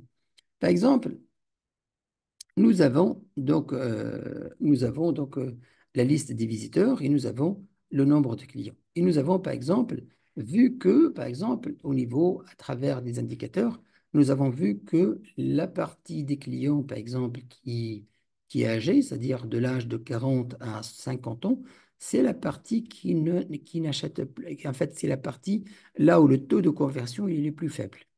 D'accord? Là où le taux de conversion il est plus faible. Donc, on va travailler sur ce segment-là. Donc, il collabore avec l'équipe de marketing pour étudier le comportement d'achat et déterminer les offres susceptibles de séduire ce segment. Donc, on va travailler marketing, on va voir comment faire pour séduire ces personnes âgées entre 40 et 60 ans. D'accord? Est-ce que ces personnes-là, ils sont séduits par le prix? Est-ce qu'ils sont séduits par une qualité? Est-ce qu'ils sont séduits par certains modèles? De quoi exactement ils sont séduits, en fait, pour les appeler. Donc, le KPI principal, ça sera taux de conversion de prospects, pourcentage de prospects convertis en clients. C'est le nombre de nouveaux clients par le nombre total. Et KPI secondaire, c'est la valeur moyenne par vente. Donc, les, voilà, les mesures correctives. Donc, si le taux de conversion reste au-deçà des objectifs. Donc, le contrôleur recommande les actions telles que. Donc, le contrôleur de gestion, il a fait des recommandations, mais euh, en fait, on n'a pas arrivé à l'objectif. Et donc, là, lors de la suivi, parce qu'on a dit que l'indicateur, on va l'utiliser pour mesurer et pour suivre. D'accord?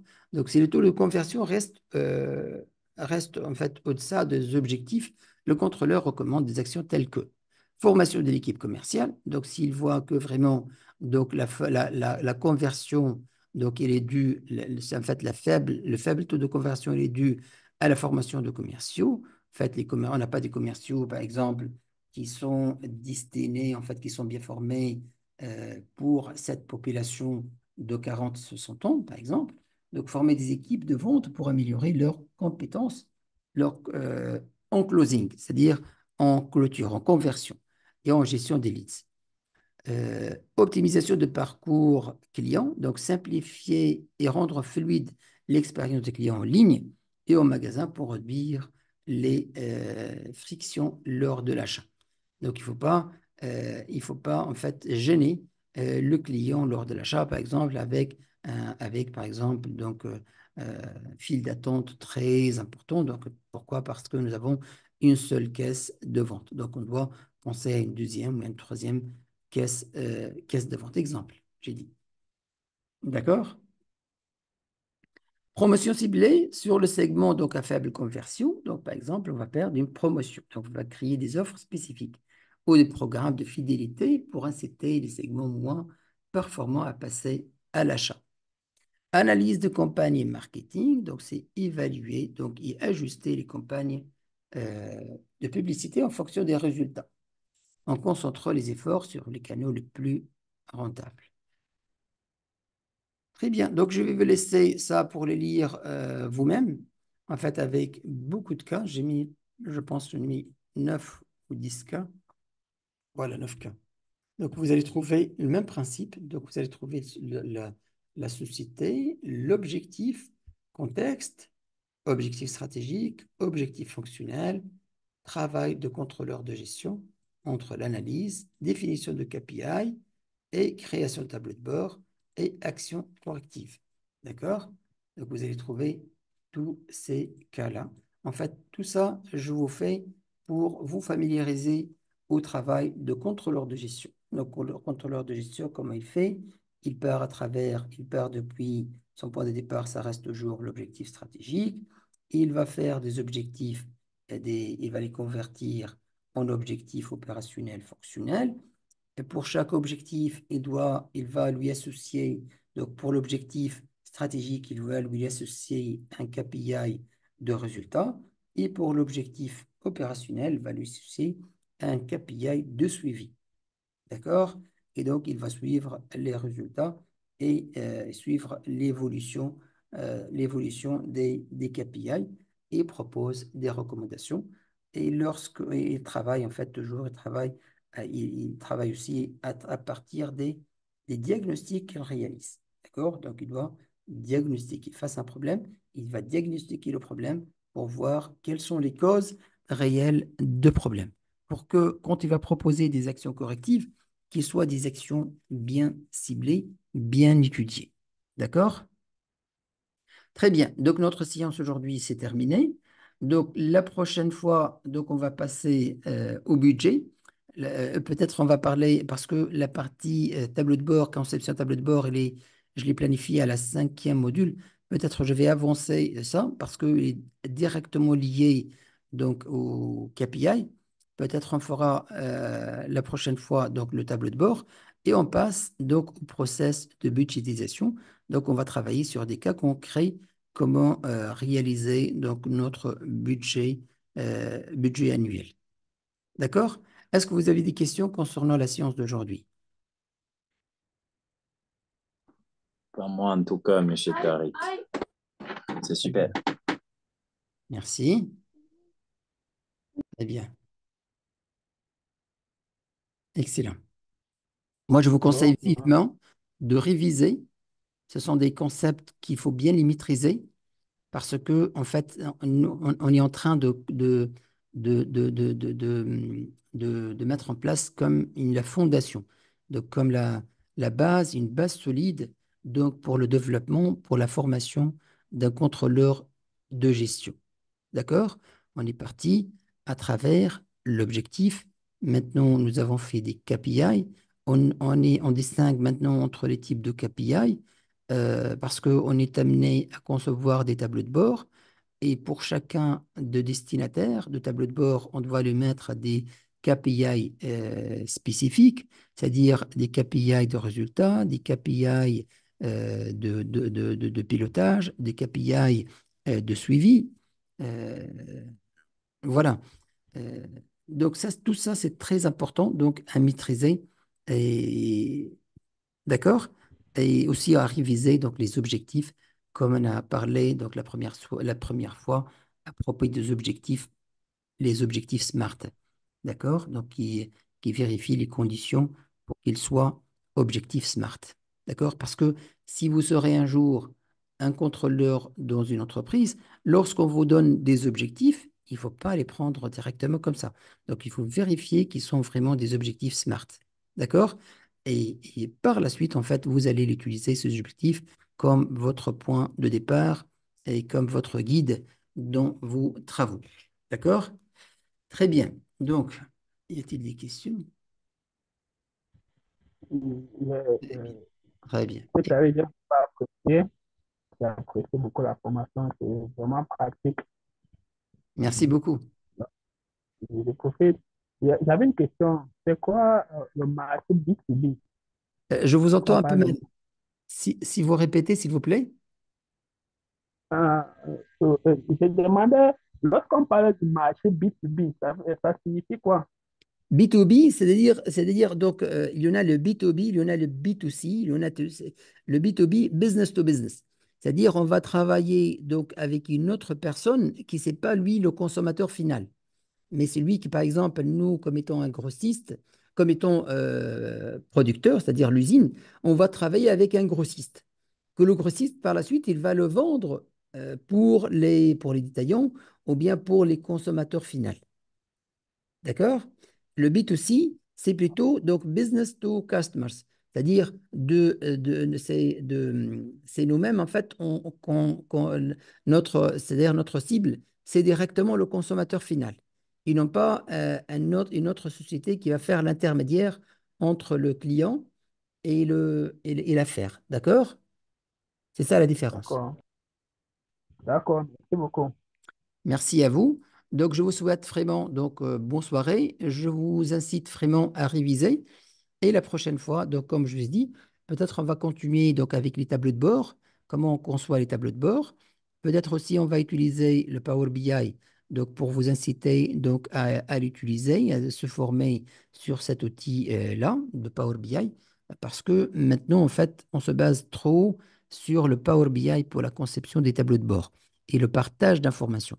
Parce qu'on doit aujourd'hui on doit travailler avec les outils qui sont disponibles. Donc, on est à l'année 2024. Donc, maintenant, nous avons tout ce qui est Power BI, nous avons tout ce qui est partage d'informations. Et donc, on ne va pas travailler sur des données statiques, on ne va pas travailler sur des données sur Excel ou bien des données sur du papier. Donc, il y en a des outils de partage qui sont à disposition et qui sont accessibles. Même au niveau de coût, ils ne sont pas vraiment trop chers. D'accord? Donc, je vous souhaite bonne soirée et notre rendez-vous, ça sera donc le mercredi prochain, Inch'Allah. Merci beaucoup une autre fois et à bientôt. Au revoir. Au revoir, Au monsieur. revoir. Au revoir. Bonne soirée. Bonne soirée, au revoir.